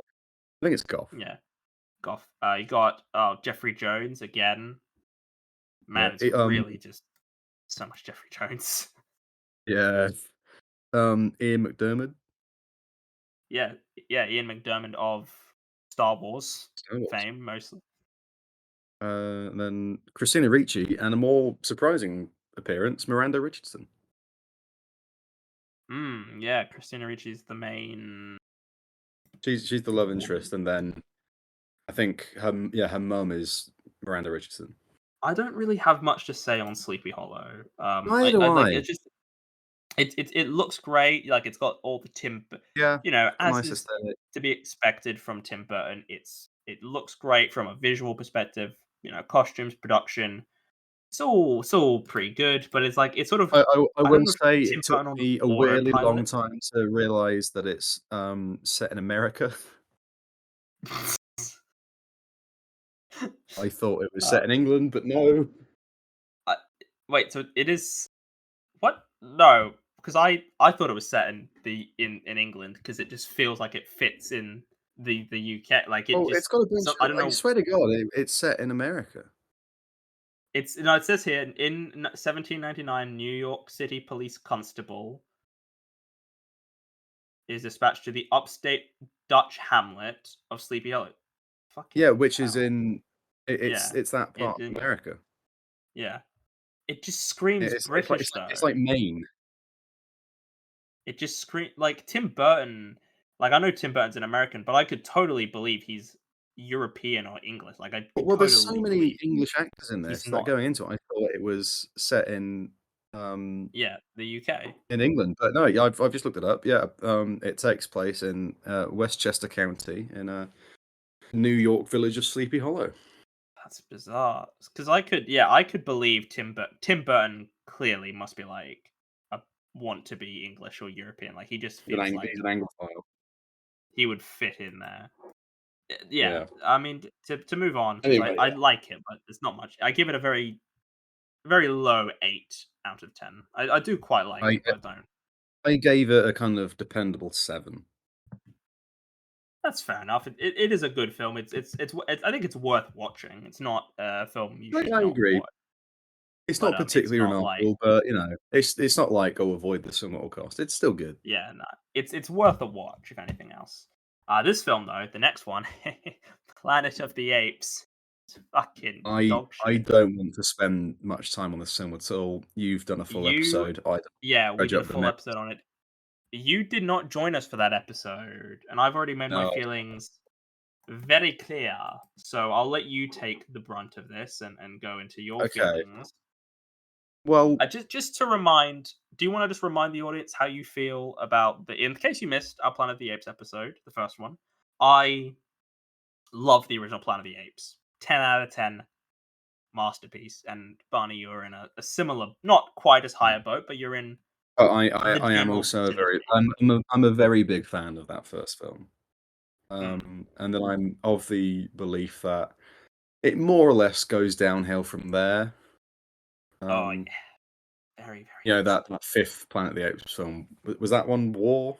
Or was so. Battle It's Battle for battle, Planet of the Apes? battle. Or Yeah, was it no, war's the good one What of was the the more the recent good recent one? film. Yeah, Um, yeah, yeah. and I think that, yeah, Battle for the Planet of the Apes, that was, of those first 5, it's, Ugh. It atrocious, the was worst one, first yeah. 5. And Go like if tell you you go what, listen to that episode, we collectively, Harry, Barney, and I, just we collectively just become more and more depressed as that episode goes yeah, on. Like we just fall into a despair as it yeah, goes on. and it's one of my favorite episodes we've ever done. I will say, just I mean, because it it's was just it was it was torture. exhausting, but it was fun. We had some Yeah, good the end chats. result was fun. So like, I do recommend it because it is fantastic. I thought it was a really But great episode, and but it anyway, was. yeah, Uh, you didn't join us but for the second part where we were much no. more positive about the sequels, but we didn't Oh, get yes, this no, one. those newer films, I'll touch on them briefly. I think they're great. But, going into this one, I was like, "Okay, Battle for the Planet of the Apes was total crap." And lo and behold, this one was better, but it was still fucking shit. Like, it's awful. I Yeah, in fact, I don't oh, wow, I very quickly fell into the depression that we felt by the end of that Planet of the Apes episode. yeah, yeah. I mean, I just want to touch on the big thing about this film. You were, from my understanding, you didn't know what the twist was, the No, infamous I didn't. twist, and I was like, I cannot wait to see because I knew the twist when I went into it, but I'm like, Barney doesn't know. I'm like, mate, I I cannot had no wait to idea. see what he makes of this fucking twist because it's so. It's one of the worst twists I've ever seen in a film, but I it's so amazing. it's one of the worst endings of a film I've ever seen. I don't Oh understand god, it. So they apprehend Tim Roth Monkey, and then Mark yeah. Wahlberg, he goes back to Earth, and he lands very, very conveniently near the Washington Monument. Um, Mm. and it's Abraham Lincoln. I believe you sent me a message as you were watching it saying, "Good God, it's Abraham Lincoln" or something. Like I I believe I distinctly did remember because I was got a so message. blindsided. It was oh man, I was The like I police can't. cars show up, and it's like normal cars, Yeah. but they're all Let me I heaps. I was wanna like, I'm just gonna go back to see if I can find the message. It's a while ago, but I wanna find it. 'Cause I just wanna see what you said because I believe you While you're messaged doing that, me. I'm gonna try and comprehend it once again. Yeah, please feel free How to did that overtake me for a bit. happen? So, viewers, hello, it's me now. Um, yeah, they apprehend Tim Roth. Mark Wahlberg is able to go back to you know his Earth, but it's not his Earth. It's Ape Earth. But Earth as it is, but everyone's an ape, and the Abraham Lincoln statue is an ape. It, how, how how did that happen? Not clear at all. I assume maybe Tim Roth Monkey escaped. I think they had another spaceship. He might have been able to get in that, but I don't, well, I don't know. I think I picture you right now. You're like Charlie in that episode of Always Sunny where he's in the mailroom and he's just trying to Yeah, so he's like got a he's got cigarette in his hand and he's got all of his red yeah, strings. and your hair's just an absolute mess. You're just like fucking tweaking out because you're just I trying to pretty much comprehend am. I it. don't. How? What the fuck? What the Yeah, fuck, I mean, Tim? what did you make? I mean, I take it you thought the rest of the film was terrible as well. I Oh yeah, just assume. devoid of any discernible quality and no subtext. It's just literally Mark Wahlberg Yeah, running around with a bunch of apes, yeah. being And Mark generally Mark Wahlberg. Wahlberg. I think Mark Wahlberg has his place. I don't think his he fits in Planet of the Apes. Anyway, so I found the message. Okay, So you messaged me May 8th, 3:13 p.m. Now that I have the time, I'm giving Burton's Planet of the Apes a go. This should be something. I responded, May God have mercy on your soul. and I'll tell you now, William and listeners, he did not. Then 5:12 p.m. you say, "Fuck me, it's Abraham Lincoln." And then I mean that didn't work on any level. It didn't. There's no sub because the original ending of Planet of the Apes is iconic, but it also like it does have a mean. It does say something. Yeah, it fits with the It's themes of the film. They were clearly trying to replicate just the twist. They wanted a big twist to end the film on without yeah, and they giving didn't any thought to understand why why that that twist twist worked. works. Yeah, it's a And piece of then shit. it's just a big monkey. It's a terrible film. And before we move on from this, I like making lists, and I made a Oh, letterbox we list. both do, man. We both do. I love a good list, and I know some people think I'm weird, but those people can go fucking do one. I've Making been lists is making just lists fun. since I was like 11 years old. Yeah, making I'm with you, lists are brother. fun. And this is how George made a list of like films where Andrew Garfield goes up against a lizard man. Oh yeah, yeah. Oh yeah, you've got something similar to this, don't you? I've got a Tim Burton themed one, and it's very wordy, but I thought of it. I'm like, I've got to do this because I just find it funny, and I don't care if anybody else I'm, I'm finds it so funny. excited for this. And here it is: Tim Burton films that feature an inexplicable sex scene featuring one of his muses. Because there's one in Planet of the Apes. And I was really worried Yeah. that this title wouldn't work because I'm like, "Oh, is it not Helen?" But I found out it's Lisa Marie, so it does work, okay? It does Yep. work. And Yep. there's one in Dark Shadows, so it does work. And there's 2 films. Wait, who's it in Dark Shadows? It's Eva Green in Dark Oh, yeah, Shadows. okay. It might be. I'm glad that you're finding some entertainment in it because 'cause I'm like, am I just laughing at my own shit jokes Oh, again? no, that's Because I'm like incredible. I thought it was Oh, really good. I'm like, "That's really funny." But it's I didn't even true. know It's about the one in Dark Shadows, but I knew about the one in Planet of the Apes, so I was like, "Oh, there's another one of these apparently." yeah.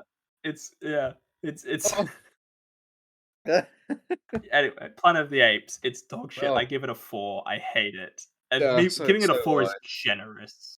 I feel like I'm I being agree. very I generous, gave but I it's gave it a 4. awful.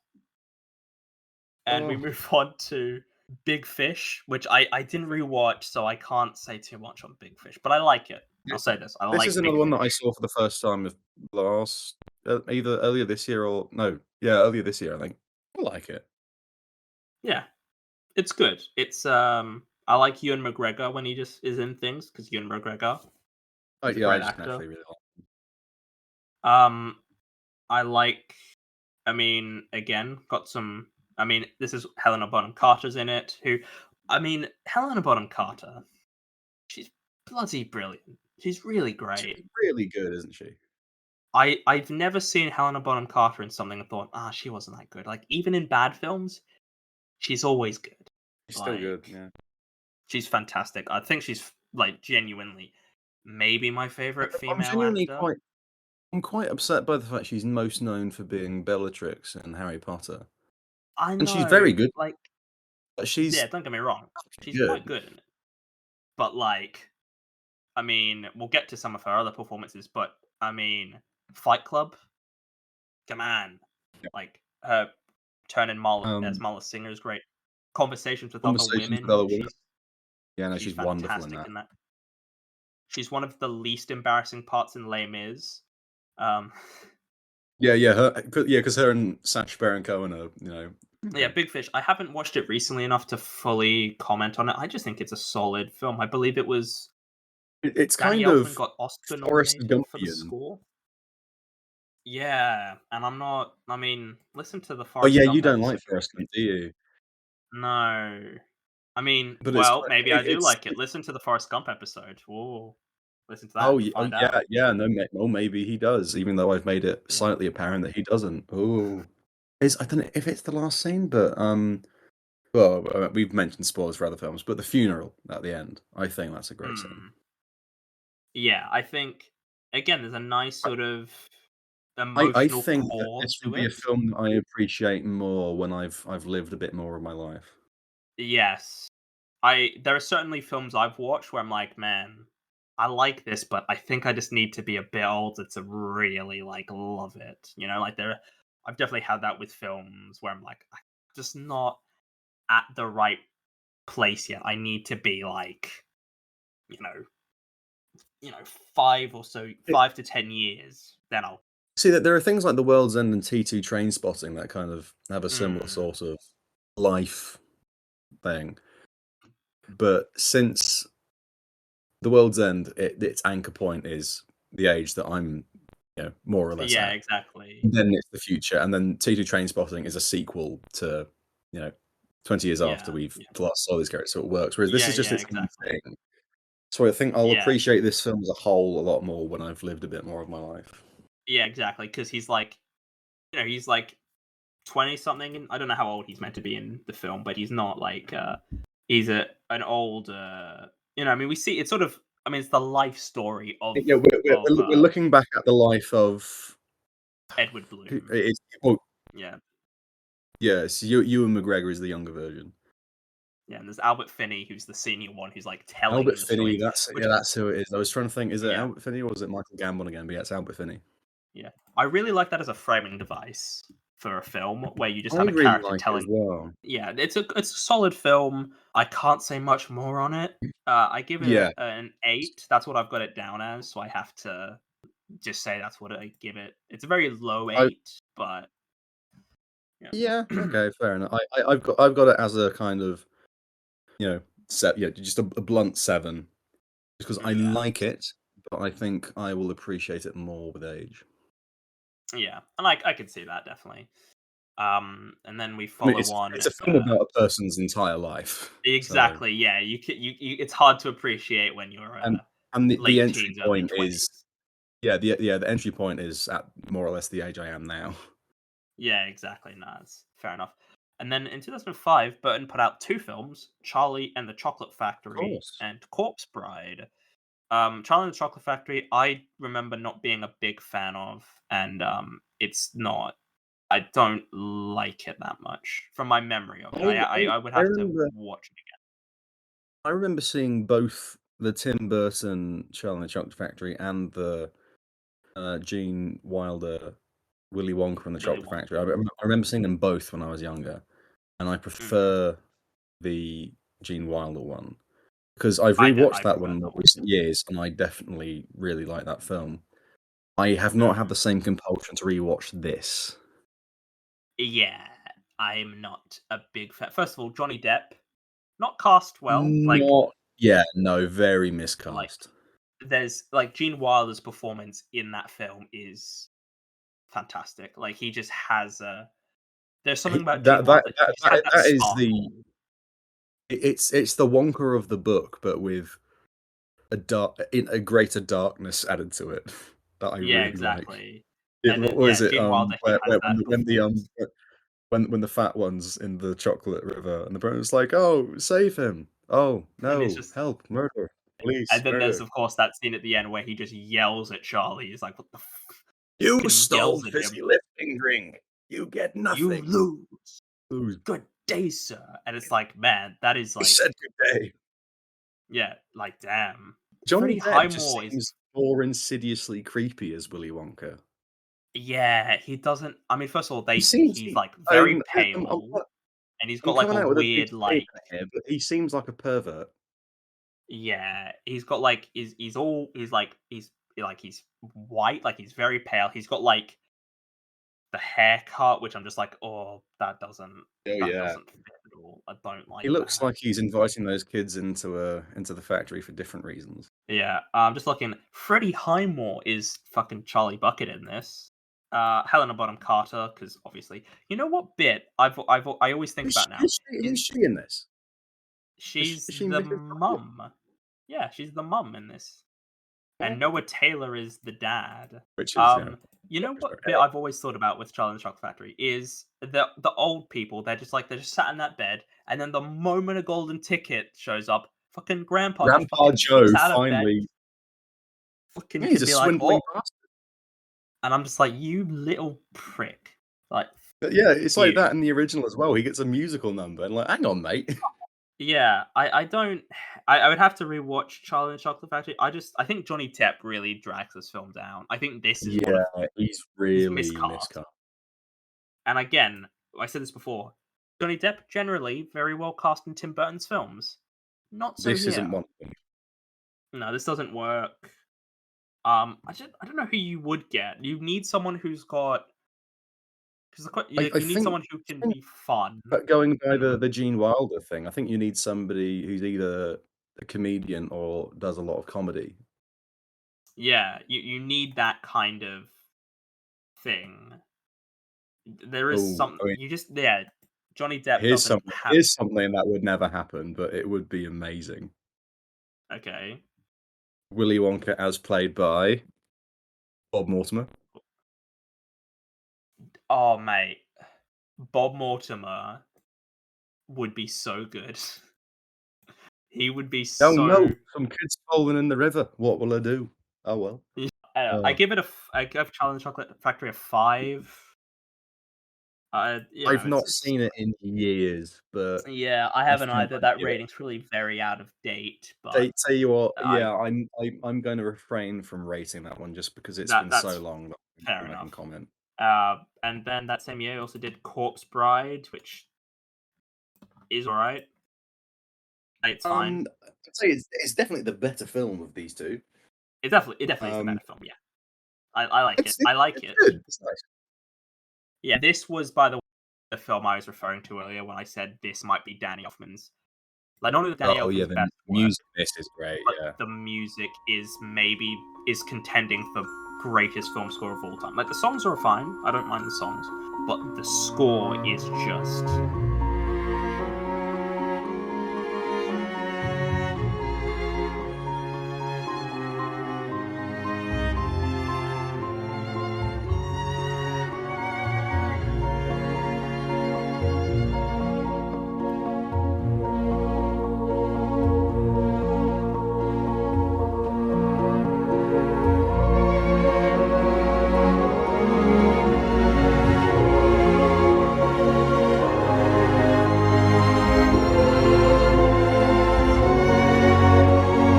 like the main It's not my the main absolute title. favorite, but I do really like a lot of the music is really nice. Yeah, I mean, again, it's very un-Danny Elfman. It's like lots of piano stuff, very like it's very like It really evokes like funerals and weddings. yeah, it does. It creates a really because this is a lot of Frankenstein story basically, or a zombie story if you want to be Yeah, pedantic, zombies, yeah. like me. They are because Frankenstein is a type of zombie, and if you say otherwise, Of you're course. just wrong. I'm sorry, but you are wrong. It's yeah, this film I will say, despite being stop motion, it doesn't. It look, it's great Somehow, animation, but it's but not it Nightmare feels Before Christmas. smaller. Yeah, I don't know Nightmare why. Before Christmas feels really cinematic, whereas this Yeah, it's it feels like better, you know, animation they had the animation is more rich than the thing I'm gonna reference, but it feels more like one of the Wallace and Gromit shorts. yeah, yeah. There's not as It much scale. Yeah, I mean, Wallace and Gromit: Curse of the Were-Rabbit came out the same year, in fact, Of course, and yes. won the Oscar. It just feels like yeah, no, it feels like there's because Night Before Christmas, like it feels like they just had the sets were huge, like they just had so much, they had a massive like It area feels to work with. really But this, cinematic, which yeah, but this this just doesn't. feels like they were very limited. They had like It maybe two it feels a tables bit set up. more And that's like it could easily be some sort of made for TV thing that you get on the BBC at yeah. Christmas time. Yeah, and it's the sort of I mean, I will say this, the performances are good, like Helena Bonham Carter, by the Oh, yeah, way, great voice work, yeah. had a phenomenal 2005. Like, just she Oh, good performs year out for there. her, really good year.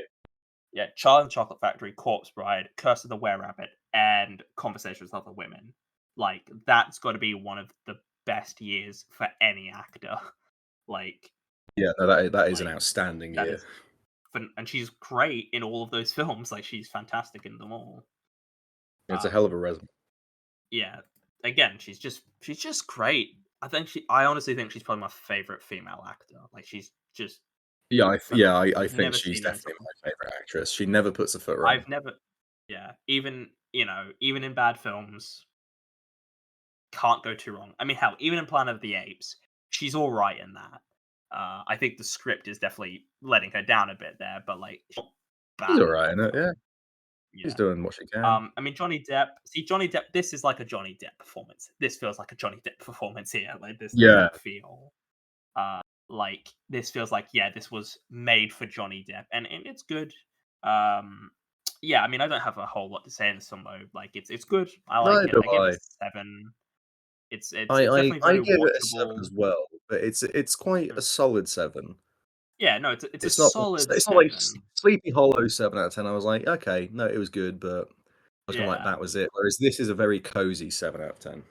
Yeah, it's like there's a lot here that I really like. It just doesn't coalesce into a stronger whole. Yeah. Like score. It's But like the story everything is what it's lets it down. doing yeah, I'd say everything it's doing is very solid. Some of it is, yeah, the story, yeah, I'd say is perhaps maybe the weak point, but Yeah.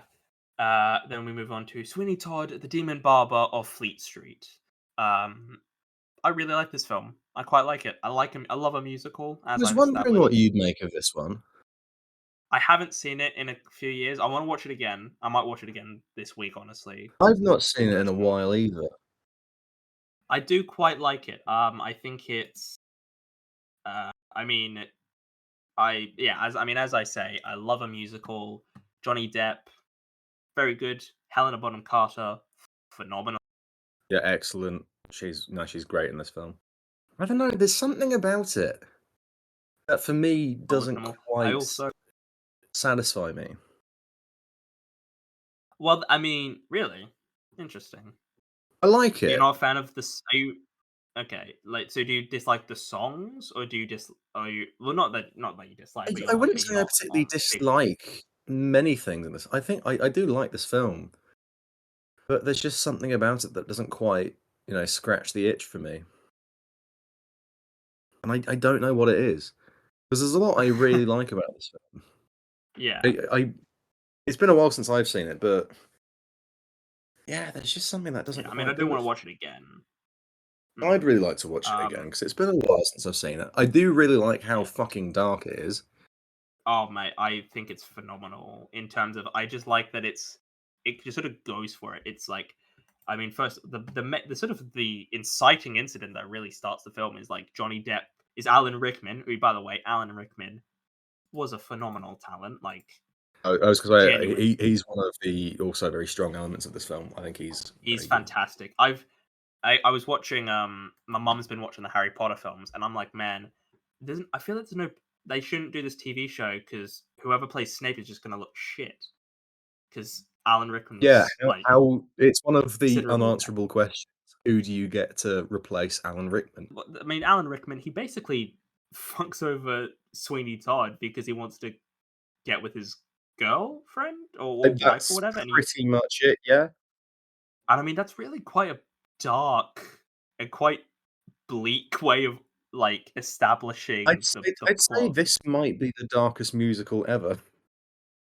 It is. It's really quite dark, but I kind of like that. I mean, we talked about I Little like Shop of yeah, that's Horrors one a of while ago. I think that's the thing I like most about this film, how unashamedly dark it is. The Yeah, inciting I incident mean, is really dark, yeah. and they cut people's throats and cook them Oh into my god, it's pies. so bloody. It's so bloody. I was like, I didn't know what to expect from this film. So when he first kills Sacha Baron Cohen, I was like, Jesus Christ, that went a bit harder Oh, than yeah? I expected. Fucking hell.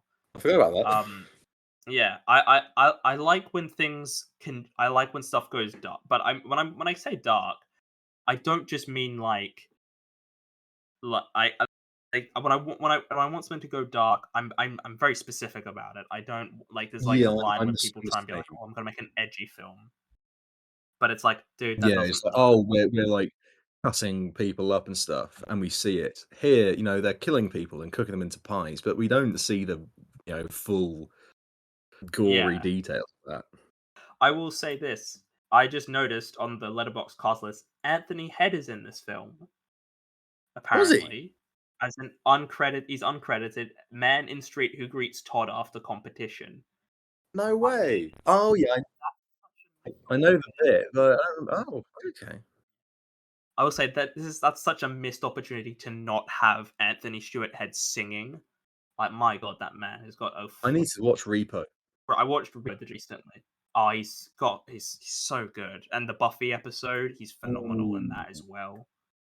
Yeah, replaced by I I Sue mean, Less. yeah. In terms of the songs, I think these are good songs. I think I don't know They're if good. Johnny Depp is like giving his best. Like he's giving a The good bits performance, but I remember that whole, that opening one where they're singing about Sweeney Todd, the demon barber of yeah, Fleet Street.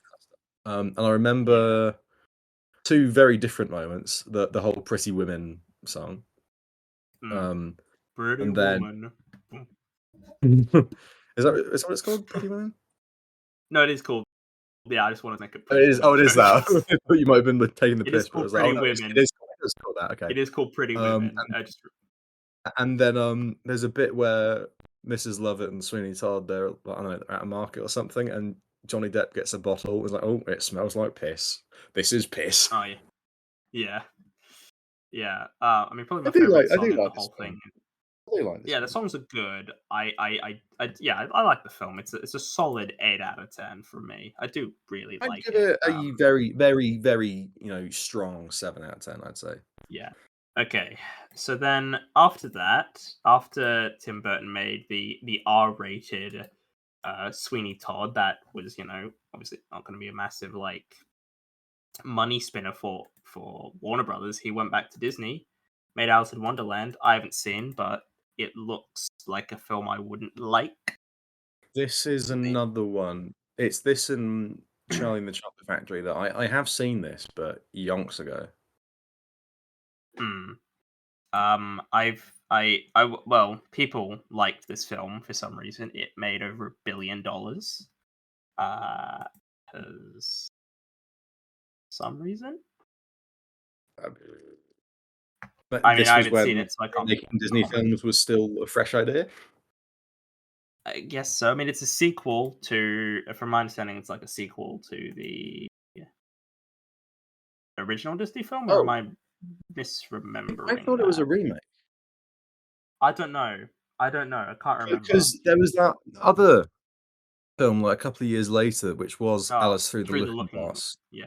It says the one with here Sacha a Baron live Cohen action as Tom. adaptation. It says a live action adaptation and reimagining of Lewis Carroll's works. Okay, so Oh, I see, it's one of those ones where it's not a remake yeah, of the film, it's yeah, another adaptation of I it's just see. another adaptation. Yeah. I will Yeah, say yeah, yeah. it looks like a lot of CGI slop. Like there's a Yeah, lot of I think there's a CGI. bit of that in Sweeney Todd, but there's quite a bit of CG in there. Yeah, Sweeney Todd kind of looked like Les Mis, the Tom Hooper it version, does it. Yeah, but it kind of does. Yeah. Alice in Wonderland looks fucking rank. I'm just looking at. I mean, There's that's so why I'd much of it. seen clips of it, and the film put me off. That's why I'd never seen it because I'm like, this doesn't look that good from like a visual perspective. I'm just looking at all these images, and it's like there's so much CGI on screen. This just doesn't Hang look on, I'm gonna good. get some pictures up as well, 'cause Yeah, I'm just I've got an looking. image in my Like none of mind. this, But like none of this oh, yeah, looks. This you've just got looks like Helen Bonham Carter CG'd up to be the Queen of Hearts. the Oh, Red yeah, no, Queen. this is ugh. Oh god, it was I'm even just worse than I remembered. I'm just looking at the behind the scenes stuff, and literally the entire set is green. Like there's no, besides Okay, the I'm putting actors, in it's BT. Oh entirely my green. fucking god. This is too much. This is way too much CGI. This is not Oh my like this just god. like people complain about the Star Wars prequels having too much CGI, but Jesus Christ, this is How ridiculous. how do you act in this And environment? that's it. You can't. I mean, again, I haven't seen it, but Jesus, this just is too much. This just doesn't. It looks, Oh, and I mean, this film was nominated for best visual effects at the Oscars. Didn't win. may may It lost to maybe they got confused and Inception. thought it was the award for most visual effects. Yeah, it's like how best editing usually goes to the film with the most editing instead of like the actual Yeah, best editing. actual good It lost editing. to Inception though, which Inception is that's pretty reasonable. I say Inception looks that is very fair phenomenal. play to Inception. Yeah, Oh it's my just god, so this is just it's yeah, disgusting. It's it's way too much. worse than I remembered. Like, look, It all I'm all looks for CGI. Like, I'm all for CGI, but there's like a limit, and like this is too far. This is too much. it looks like it's trying to go for that sort of, "Oh, look at all of this wacky stuff," but it also looks so dingy and grotty. Anyway, I mean, can I think we can move on. I haven't seen it, I but it think we looks can. terrible. I Yeah, I've not seen it in absolutely years, so Yeah, I will watch yeah, it, but I'm not looking forward to it. it won't be good. And then yeah, 2012 we had Dark Dark Shadows, which Shadows. I've Now, seen. I've not seen that. I have not. I have seen, and I've already It's meant to be my dog list. shit, isn't it? Oh, it is. It's not as bad as Planet of the Apes, and I will say I didn't hate watching it. I didn't enjoy watching it. I'll say this: it's not good, but I wasn't as I've got no idea what it's about, but it looks like the poster, it looks like it could be a sort of poster for a film that you get in a sitcom. But like, "Oh, look at this awful film. The poster, it looks so shit." That's what the poster for Dark it's Shadows looks like. so it's a vampire film, Yes, I gathered that because Johnny Depp Yeah, looks Johnny like Depp is a vampire. a vampire in it. And so there's some interesting. There's a like it's weird because there's some really good actors. I mean, Helena Bonham Carter, obviously. Fucking Oh, she was sick still on boy Gold by from this point, was she? bloody Trainspotting is on it. Fucking Oh, sick boy Johnny from Lee Miller. Trainspotting. Yeah, he's in it. He's one of the characters in it. I Oh, was like, what? Eva Green, Uh, Michelle Pfeiffer. yeah, Michelle Pfeiffer, Jackie O'Haley, Chloe Grace Moretz. I think this was around the time when she Oh, was right. starting to get like Yeah, a and this was career. the year after Hugo. Yeah. Yeah, I'll say this. Dark Shadows, it's not like it's bad. And I mean it has, as I mentioned previously, an inexplicable sex scene that doesn't make it's so weird. Wait a It second, was Johnny Depp's playing a guy called Barnabas. I mean, my full name isn't Barnabas, but, Barney's still a nickname for Barnabas. yeah. Yeah, that is I mean Dark Shadows, it's based off a soap opera from like an old Oh, that's why the vampire soap poster looks opera. so crap. Yeah, it's based on Dark yeah, is an American Gothic soap opera that aired weekdays on the ABC from 1966 to 1971. Yeah, yeah, it's not a good film. I give it a very low 5. It's very weird. It's like vampire movies are like there's so many like vampire movies could be so good, and they're so often not. And there just aren't as many Yeah. of them as like zombie Well, movies. that's Zombie true of a movies lot can of be your classic kind of monster movie, archetypes. yeah, like you don't get Uh, I mean Ghosts, we talked about Ghosts before, you don't get many ghost movies certainly comparatively to zombies. I guess zombies are you get much more zombie films, but that's because, I don't know, they're easier to just pump out as mindless action films. I give it a 5. It's bad. It's not a good film. Let's move on to the better film from that year, Frankenweenie, which was Oh, okay, here we uh, go. This is, I've not seen some of the films between this and the last, really great film that I've seen from Tim Burton, which is Ed Wood, but I hmm. think Frankenweenie is great. It's a I thought it was a delightful film. It First really of all, I will is. say it is unbelievable that Disney let him make this film. I know, like it is right? A zombie dog. im- it is stop motion animated. It is black and white. It's about a zombie dog. It's probably not going to be like the most financially successful. Like it's not No, going to do it's a amazing box bold office move, wise. But especially like with, like, the last films that Tim Burton's put out. yeah, but it's also like he It's a did bold just make move. Alice in Wonderland, which made them $1 billion. So like, yeah, you can do whatever you want, mate. But even then, this Well, is way further that you'd think they'd let him yeah, go. I know, right? Like it basically, and it's. I mean, it's a great film.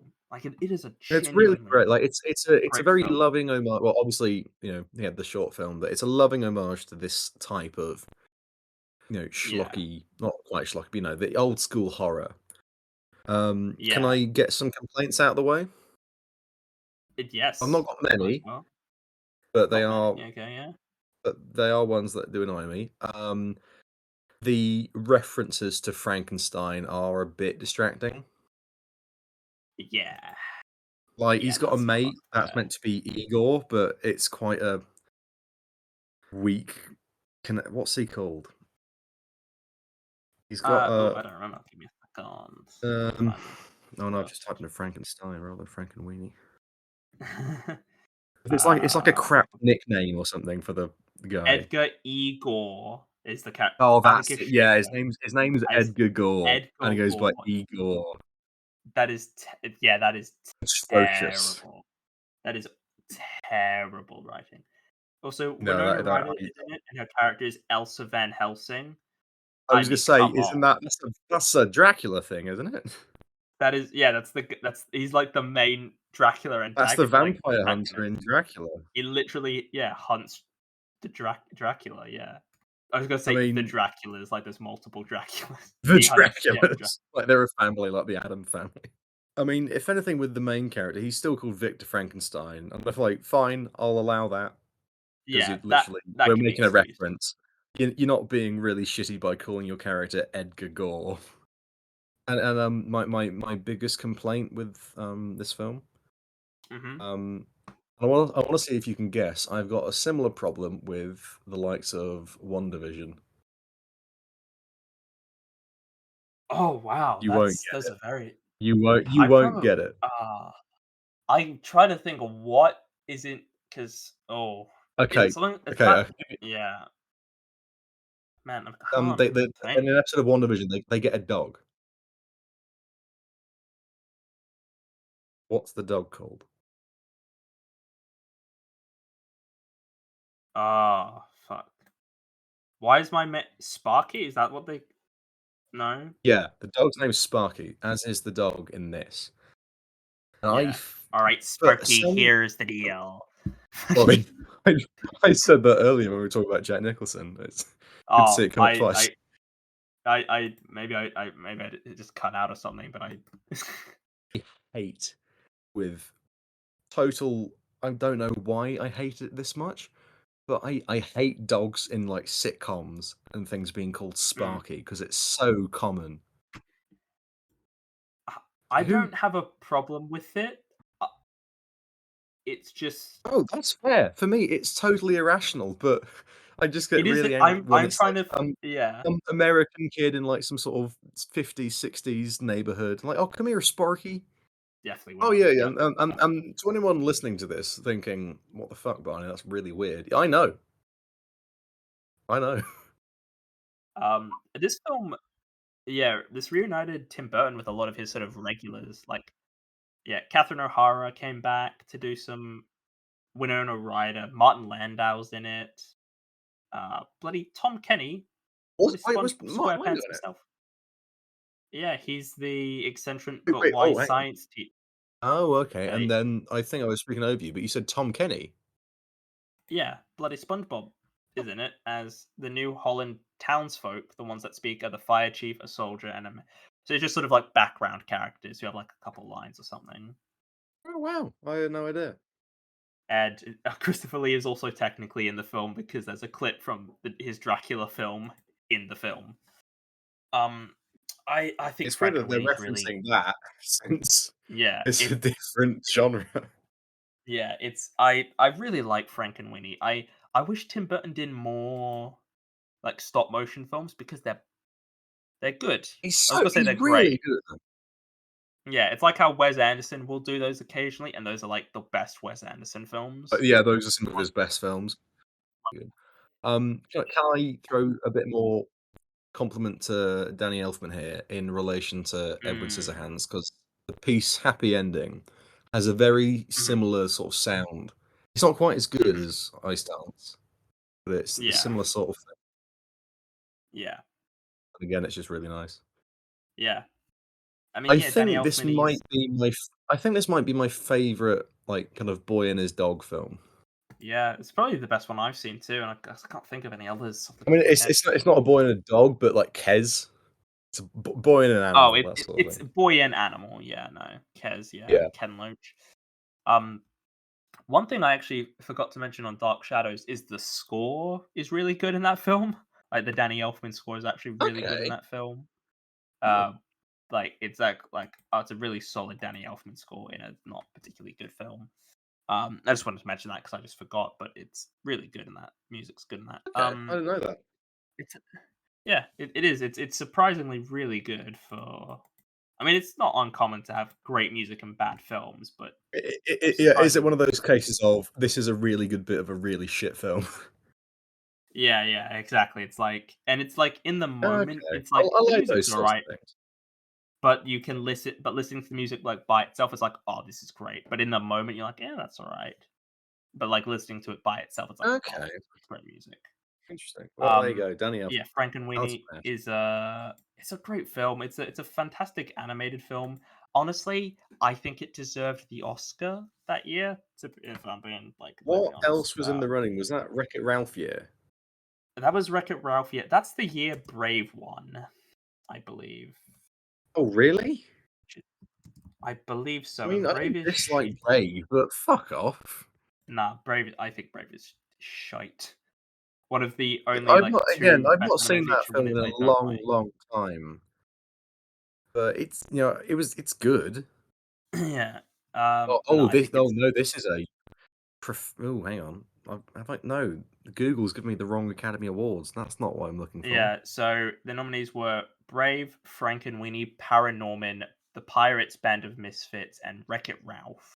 No, I was just gonna say Frankenweenie's really great. It's like It is. cinematography, like we haven't really touched on cinematography, but it's a beautifully shot film for You don't get much stop of motion. cinematography in animated films, Yeah, we haven't. but It's really great for the especially most part, since isn't it? like stop motion, it's more traditional cinematography than a computer animated film Yeah, exactly. It's like in you act. that It's way. like You're actually yeah, lighting and it I with mean lights on yeah, set. and I said, But and yeah, I'll no, say this: I do, yeah, it looks really, great. It looks yeah, fantastic.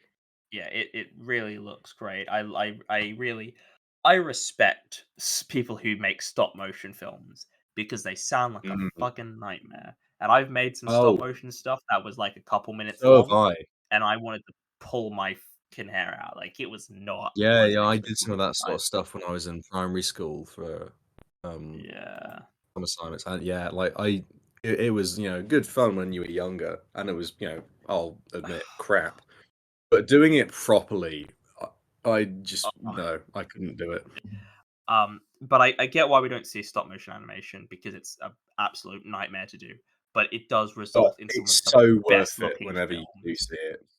It's Yeah, it so just worth it. results in some of the best looking films ever made. Like Nightmare Before Christmas we've already touched on. I'm trying to think of other stuff. I watched the Adventures of Mark Twain recently, which I thought was a Oh, decent yeah, film. that's one of the really, like, rudimentary stop motions. Yeah, and oh, I also other stop motion films. Oh, Del Toro's Pinocchio was phenomenal. Oh, I love Um, that. I love that that so was much. that was Anomalisa was also great. Again, Another great film. fantastic. Shaun the Sheep movie. I don't care. That film's fucking great. Isle Oh, of Dogs. I really like. Shaun the Sheep movie is fucking amazing. The title's a Yeah. nightmare, Shaun the Sheep movie, but Oh. it's great. It's a bullshit name, but it's a great film. The House. Not even The the the Shaun the Sheep. anthology. Yeah, or Oh, a yeah, Shaun the yeah, the Sheep house movie. was great. The house Yeah. was great, yeah. No, there's Yeah. even, like, films where I was, like, not fussed by the plot, but Missing Link looked great. Basically, the point is stop motion is phenomenal, It's but I so get great why we whenever don't you get see to it. I get yeah. why we don't see it because I feel for the animators. I'm like, it already takes Yeah, them 'cause it's such a years to make process, which is why I have computer so film. much love and respect for it. Yeah, I give Frankenweenie a really firm 8 out of 10. I think I thought it's fantastic. I do as well. I think it's probably the best film that he's done in recent years.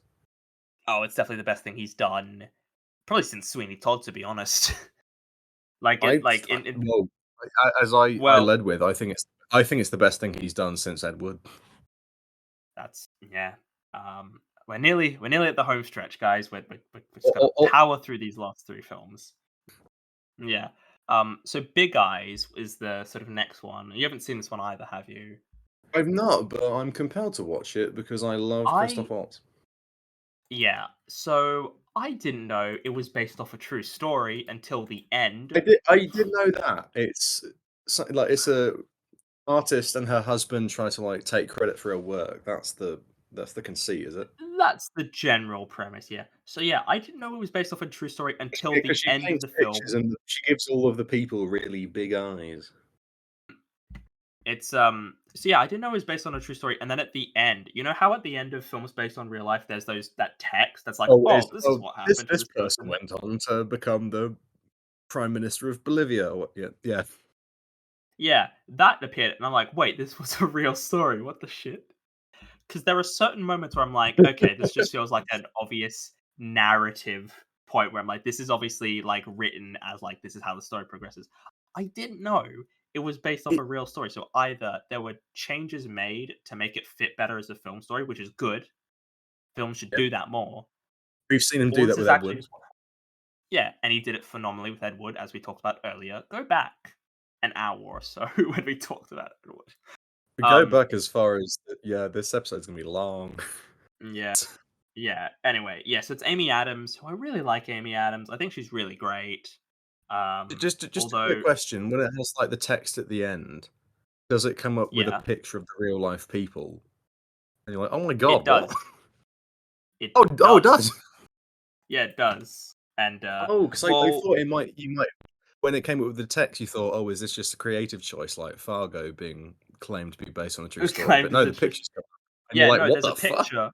of Amy Adams meeting the real person she was playing. Like, Oh it's like, fuck. oh, so I'm like, huh, this really is like, yeah, based off of. And I'm just looking up the guy who Christoph Waltz is playing, and he does look a bit similar. There is some similarity in What's his his name? looks.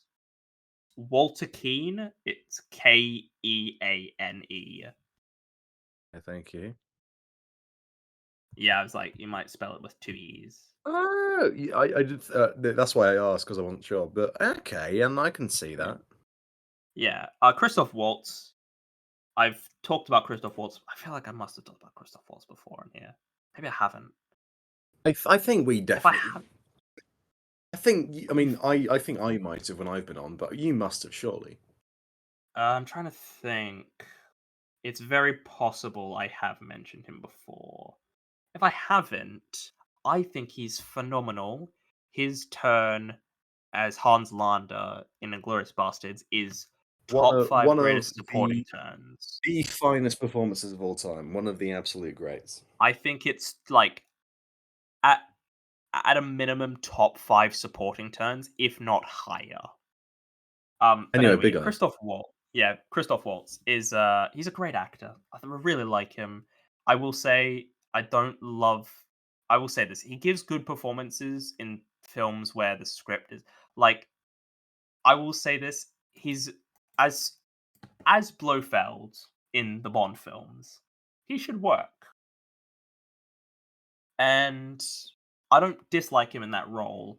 I think he's let down a bit by the script I inspector. was going to say I don't blame him. I blame Spectre's script.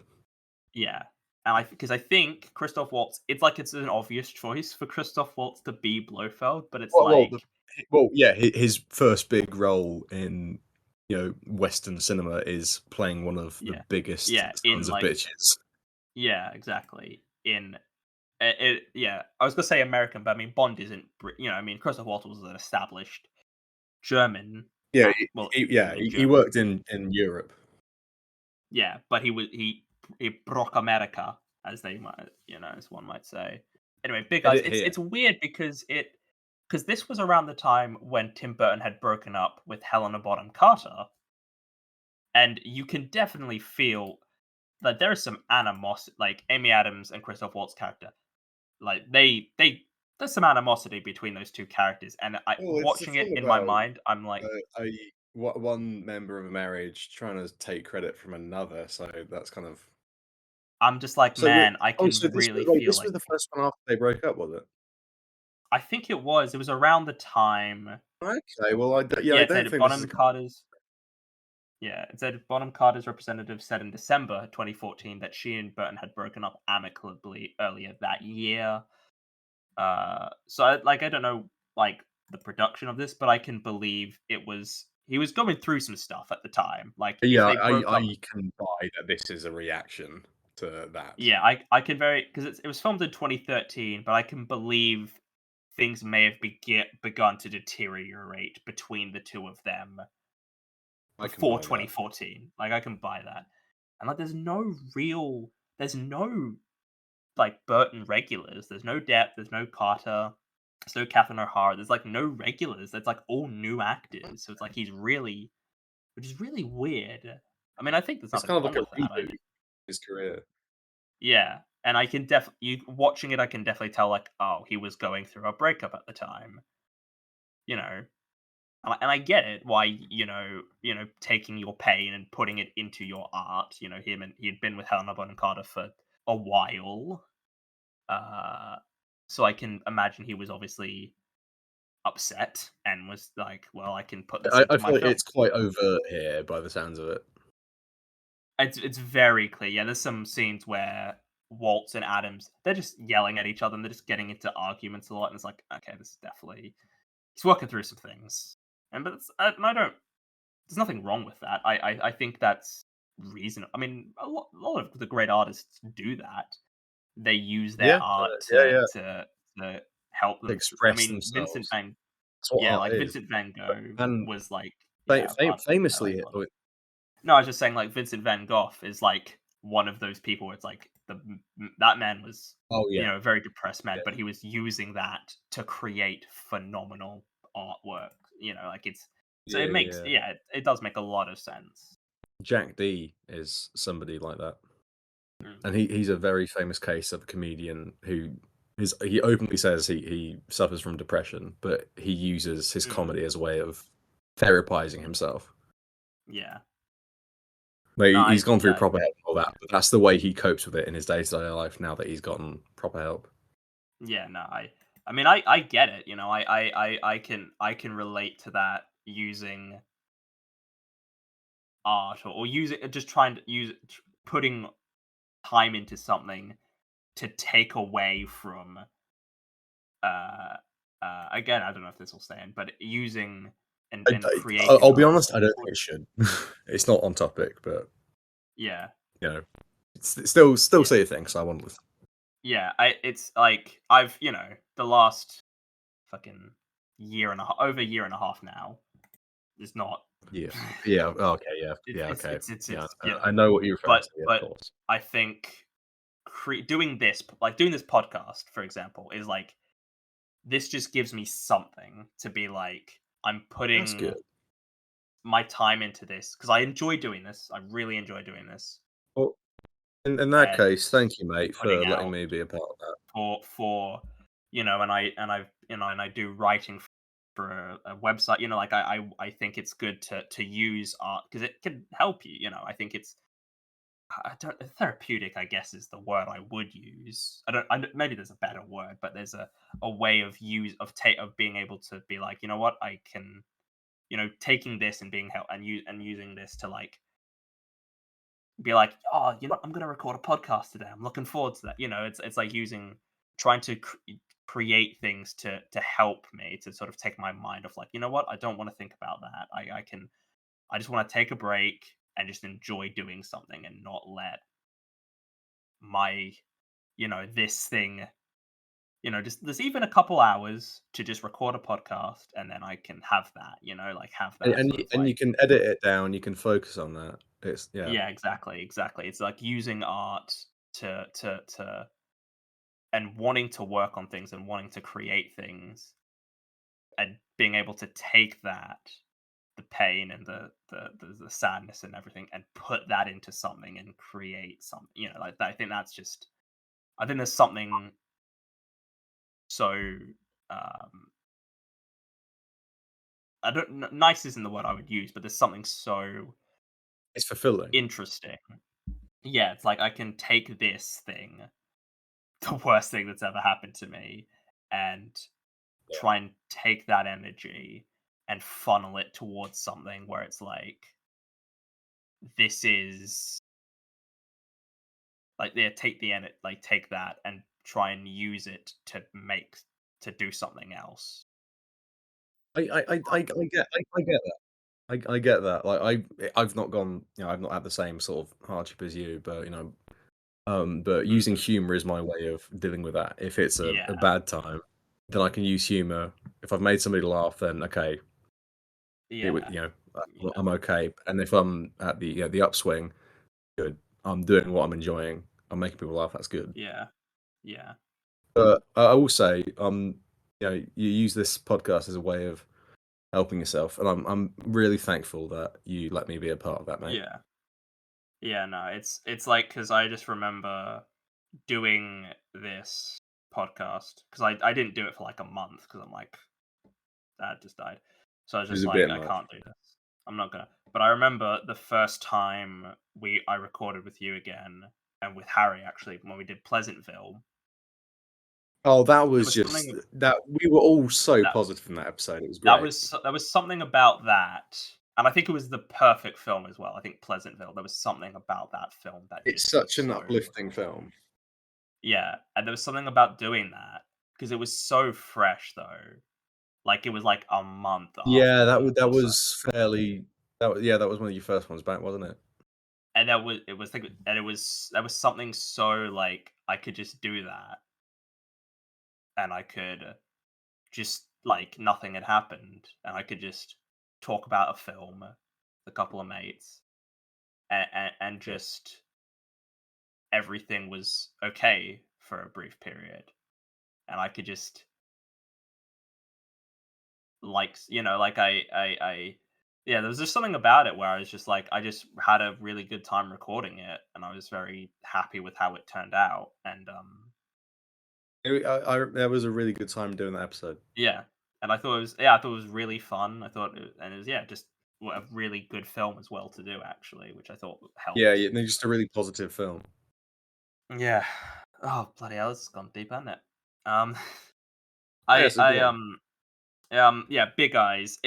I think it's worth a watch actually. I think there's a lot to take from it, like from a I think I will say having the knowledge that Tim Burton was going through a breakup at the time, that definitely does help it. It recontextualizes it and makes the film better because it's like, Okay, that does explain a lot of this. I think it's well worth a watch. I give it a 7. Like it's a sturdy 7. Um okay. and now we move on to the last films. Miss Peregrine's So Home for I've seen Peculiar one of these Children. films. Have you how many of these have you seen? I haven't seen either. I was gonna try and watch Miss Peregrine's Home for Peculiar Children, but I just couldn't. I just didn't have. I just was like, oh, do I want to watch this? Because I probably won't like it, and I should, but I just My couldn't. my my sister has seen this film. She Okay, doesn't think much of it. She's okay. not Is she so like? Is your basically, sister uh, a film person? Like, does she watch films, or is she just sort of like a passive? Like, she just sort of um, she's fairly passive. okay. That's not a good. But, That's not a good sign she's though. definitely got films that she enjoys, Yeah, and but she's not my like taste, I think. me, you and I, where we're just like we just like watch all kinds of shit. Like she just sort of No, no, is in no, sort of no. She's yeah. I'm definitely the more film person, yeah, yeah, fair but enough. even she was a bit like, well. So basically, listeners, this film is being covered by neither me or William. It's being covered by Yeah, my sister. yeah, because I feel like general audiences, people who just sort of passively watch films, and not as cool. They're just sort of like, they're not like filmy people who watch lots of films can sort of go either way. Whereas I think general audiences are a bit like yeah, they're not like they like a lot of stuff. That it's at least that's sort of my perception anyway. But she wasn't a fan, so that's to be honest, it No, doesn't I'd say really. in a more notable way, where it wasn't like, whatever, Yeah, It was a bit okay. like when I was because when she saw it, she was, "Oh yeah, I watched this," because she knows I like films. Um, Mm. I was like, "Oh yeah, Tim Burton. What did you think of it?" And she was like, "I don't think it was that good." Yeah, I'm just first of all, Eva Green, the new Tim Burton The new muse, Tim because Burton he's always news, yes. again, no problem. I think that's fine. I think it's okay for him to have like, you know, actors he likes using again. But doesn't that Asa seem like Butler. such an old it seems like such an old-fashioned thing of, "Oh, my creative muse, it's a Yeah, person." yeah. No, I think it's yeah. But also Samuel L. Jackson, one of the only Tim Burton films with a major black character because he doesn't. Wait, hang on, I don't think what? he's mentioned. Samuel L. Jackson's in this film? Yeah, he is Miss. He is in Miss Peregrine's Home for Okay, the world kept Peculiar. that a secret from me, what the fuck? I think is he the bad guy in it? Which I mean Oh, that. wow, of Mm, course, the villain in a Tim Burton film is not a white person. I mean Wow. that's definitely. That definitely doesn't create. That's not. I don't know. I Oh, don't yeah, know. you don't put black people in your films, do you, Tim? Oh, what about Samuel L. Jackson? What did he do? Oh, yeah, he was the villain. Oh. Yeah. There's Alison Janney who is in it. There's Oh, yeah. Chris Yeah. O'Dowd, which Oh. I like Chris O'Dowd, but and there's You're bloody Judy fired. Dent, Miss Peregrine's Home for Peculiar Children? That's the and weirdest there's thing I've ever heard. yeah, and there's Judy Dench because I guess it's a What the British this film, is a so weird yeah. Note again, Eva Green's the only regular. Mm, from my understanding, it's like an X-Men type thing, but with kids.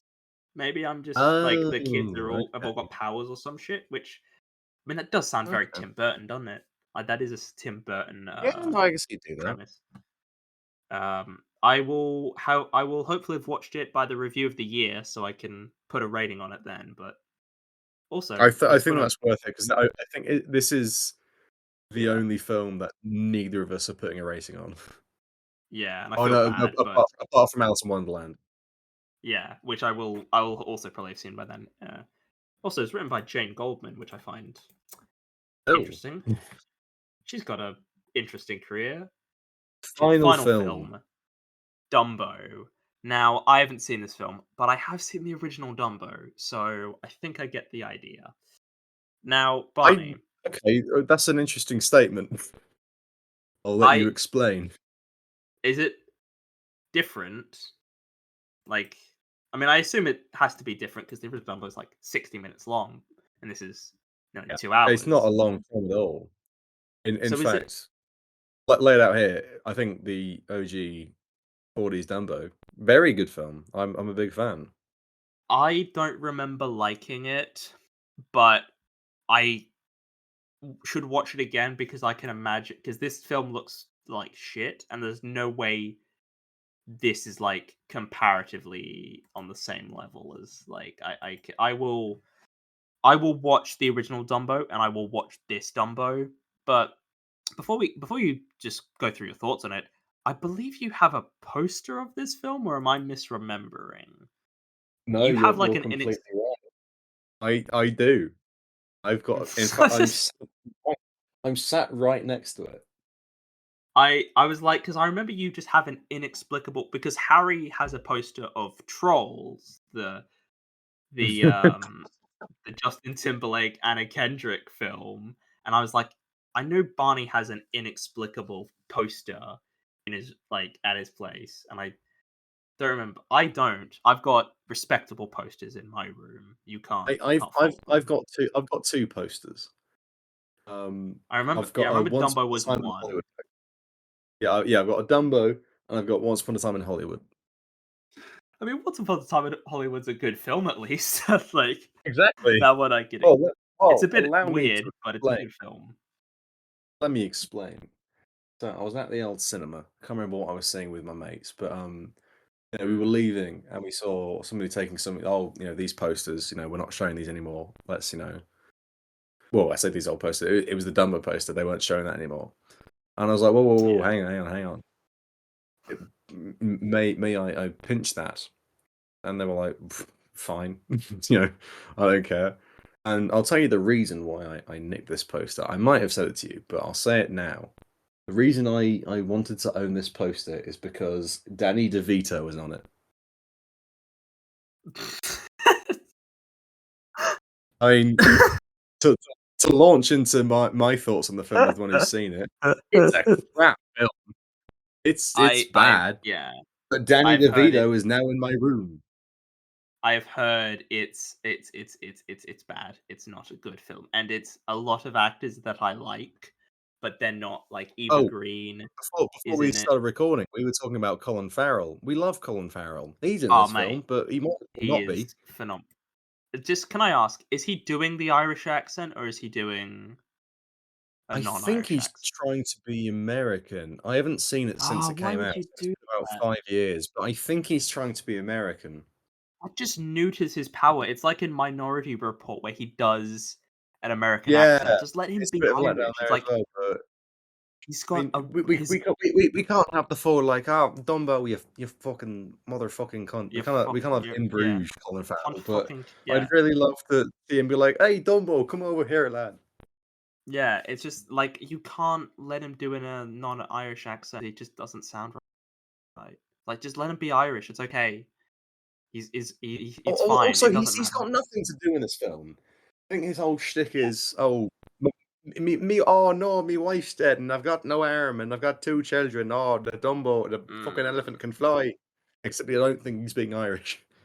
Yeah, and then there's Michael Keaton who collaborating with Tim Who Burton for the first time in like 30 years nearly. and I read recently that apparently Michael Keaton feels he let Tim Burton down Oh, with his just Tim performance. Burton. Only Tim Yeah, Burton was let yeah, he's down. like, "Oh, I haven't worked with him in a while, but I felt like my performance wasn't that good, and I let him down." I was like, "No, Michael, Oh, he let you down." Yeah, who wrote the script? Because I'm just gonna look at Dumbo who is this not writer. good. Oh, this is the writer who did. This writer did Scream 3, The Ring. Okay, that's not a bad film. They also I mean, did these The aren't. Ring 2. I've not seen Oh, any of they the Ring did films, the but Scream. Transformers films.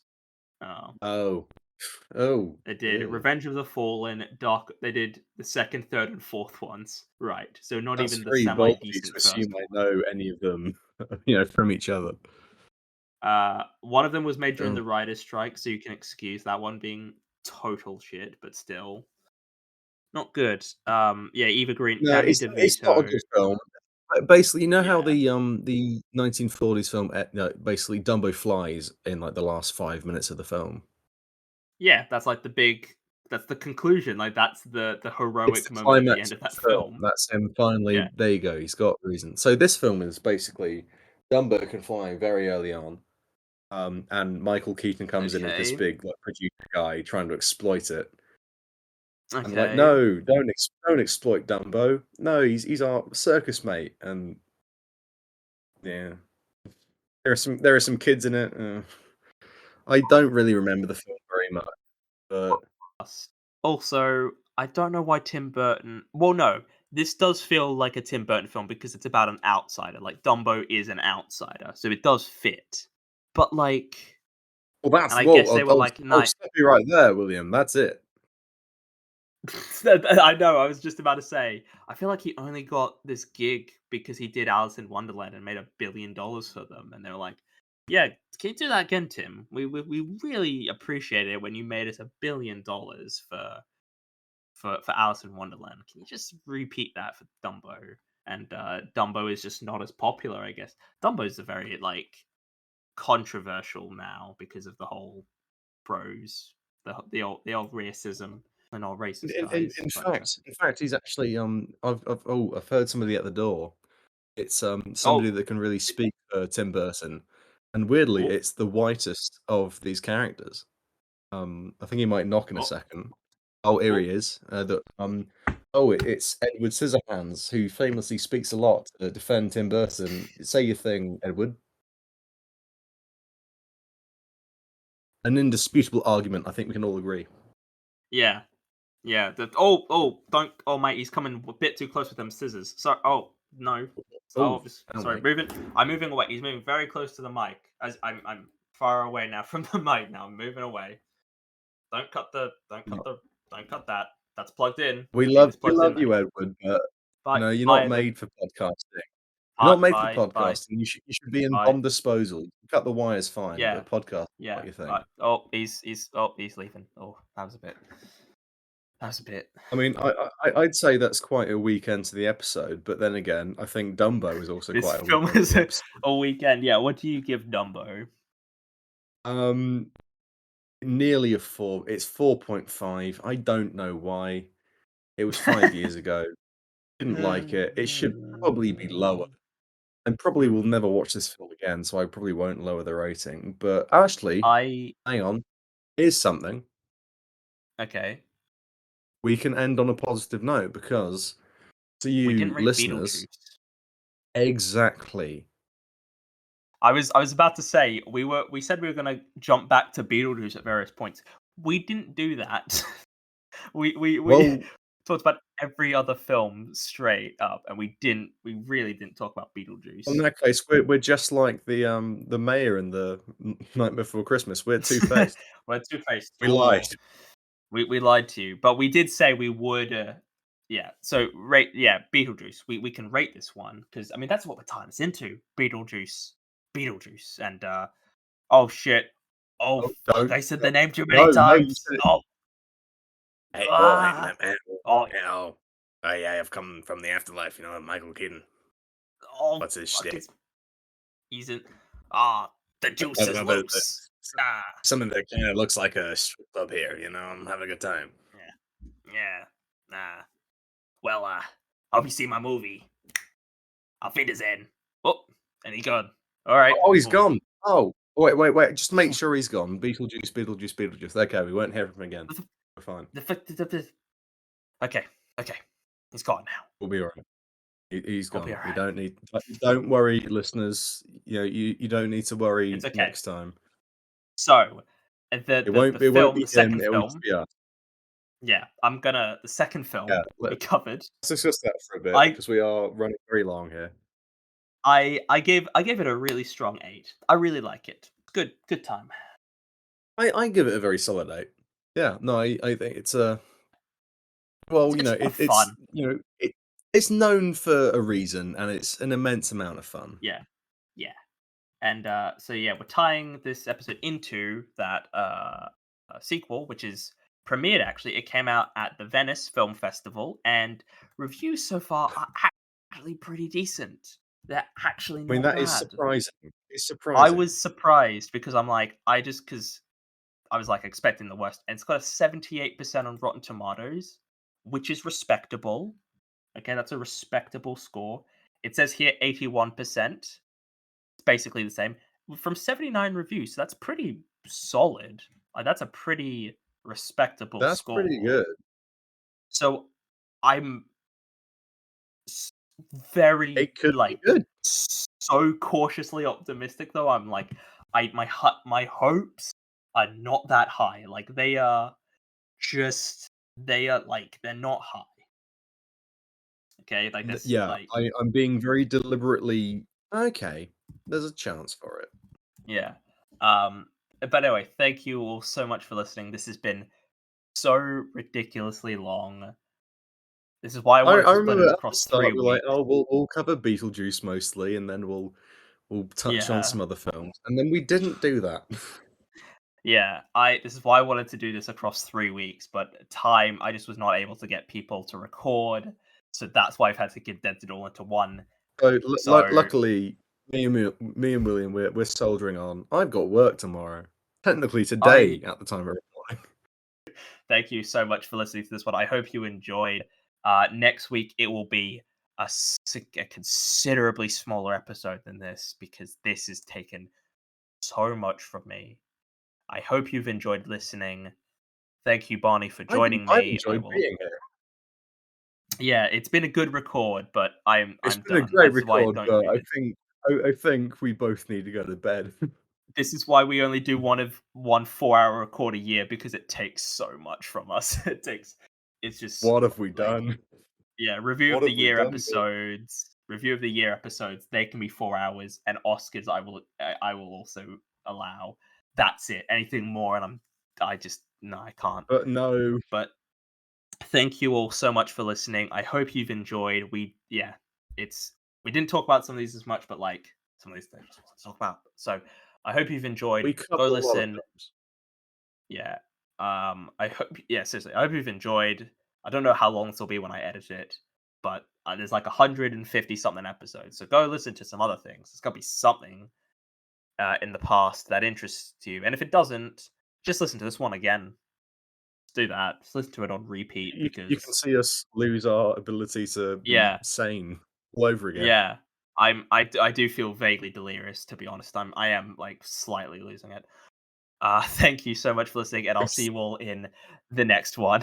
Goodbye. Beetlejuice, Beetlejuice, Beetlejuice.